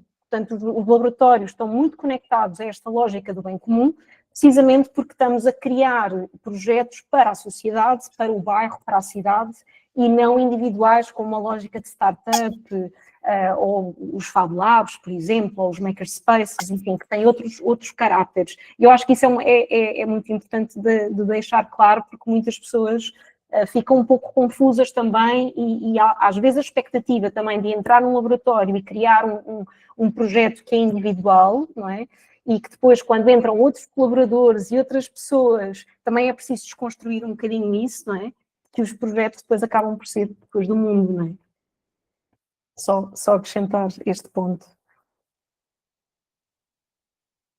Queres comentar a questão dos poucos recursos e muito impacto, que a Cláudia deixou? Faz que é uma questão muito interessante. Olha, em relação aos recursos, nós realmente na nossa experiência foi tudo, ou seja, de facto garantimos o transporte através da Câmara, mas isso eu penso que mesmo nós, obviamente somos um equipamento municipal, mas mesmo quem não o é possível que se calhar consiga encontrar apoio no seu município para isso, para garantir que as pessoas têm transporte para o local do laboratório, garantimos um lanche e depois as coisas começaram também a fluir dentro do próprio grupo, lá está, as pessoas traziam o bolo para complementar o lanche e foram também partilhando ferramentas que não estavam, que nós precisávamos, por exemplo, este maçarico foi outra pessoa que trouxe e o carpinteiro era uma pessoa da comunidade que nós convocámos, portanto nós não usamos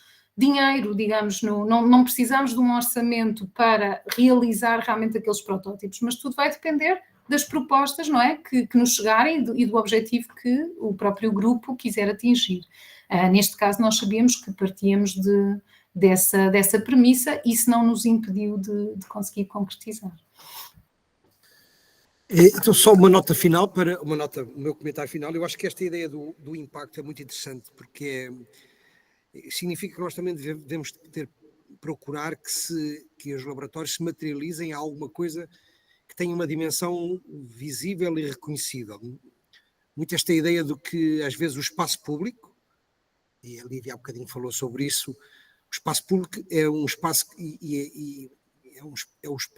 é o chão comum e portanto é também um espaço que pode ser um espaço de aproximação, de conforto, de encontro, ou pode ser um espaço hostil, não é? Nós hoje estamos a assistir a uma hostilização cada vez maior da arquitetura e do espaço público. E, portanto, se os laboratórios conseguirem deixar algumas marcas, e às vezes coisas que nós chamamos do domínio tático, não é? Do urbanismo tático, da expressão artística, que ligado com o mobiliário urbano pode, às vezes com coisas muito pouco de valor baixo, mas pode ter um valor económico baixo, mas um elevado valor emocional. Não é? E acho que esta dimensão que há bocadinho o Adolfo falou da dimensão da empatia e dos vínculos são porque nós estamos no fundo a capitalizar e a trabalhar para que esta comunidade se sinta reconhecida no seu valor para outras coisas a seguir, não é? Portanto, não é aquele o laboratório. O laboratório é uma espécie de degrau, de um pequeno degrau para outras coisas que ela vai ter que fazer à frente muito maiores. E o segundo comentário da Cristina, que é a ideia do execuível, não é? O execuível pode ser o execuível explícito ou pode ser o execuível do imaginário.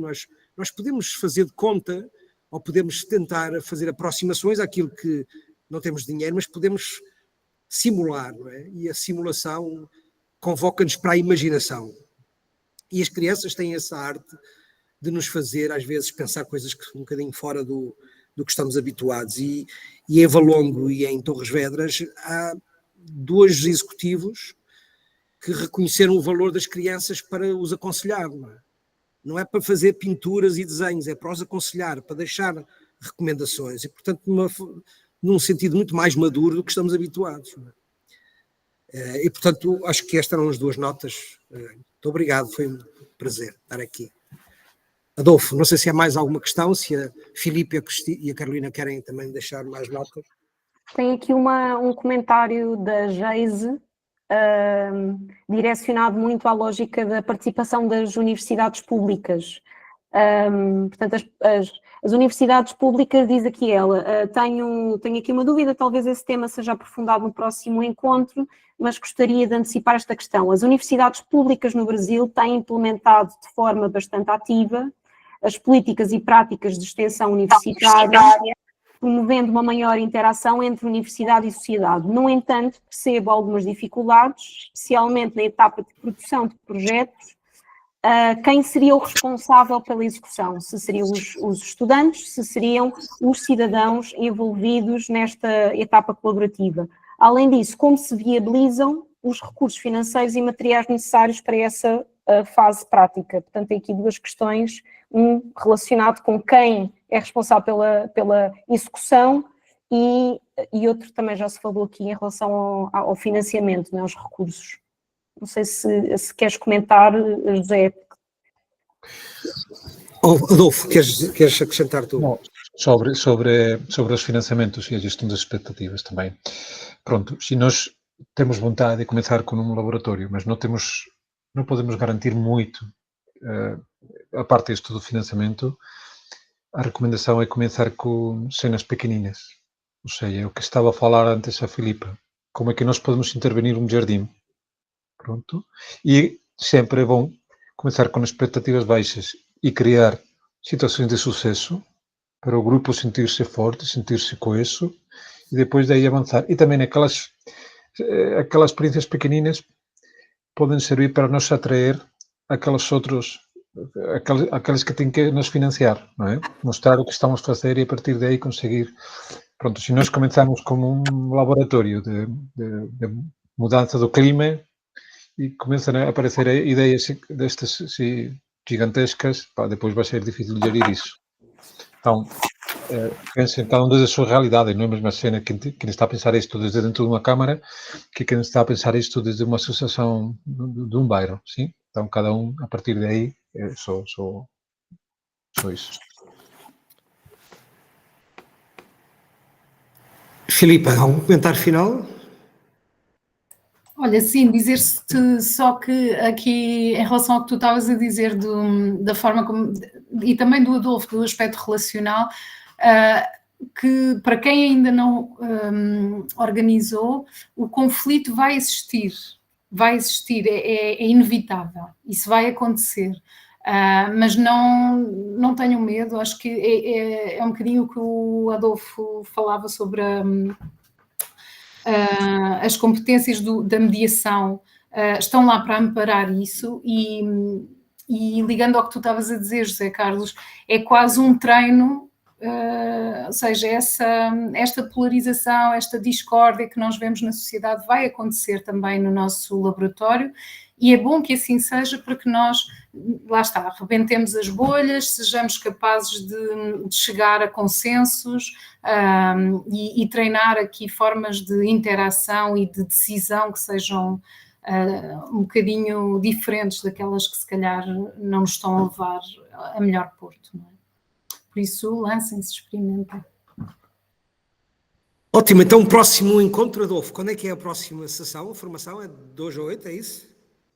Sim, de hoje em 8 dias, a próxima terça-feira, na mesma hora, no mesmo lugar, e espero as mesmas pessoas e vocês podem convidar também a quem quiserem, nós encantados de nos voltar a encontrar-nos cá, foi realmente uma maravilha poder fazer esta sessão.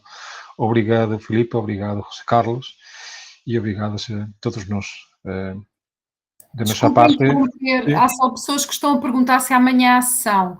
Para as pessoas que estão a seguir o curso em espanhol, penso que sim, não é? Porque vocês podem seguir os dois, certo?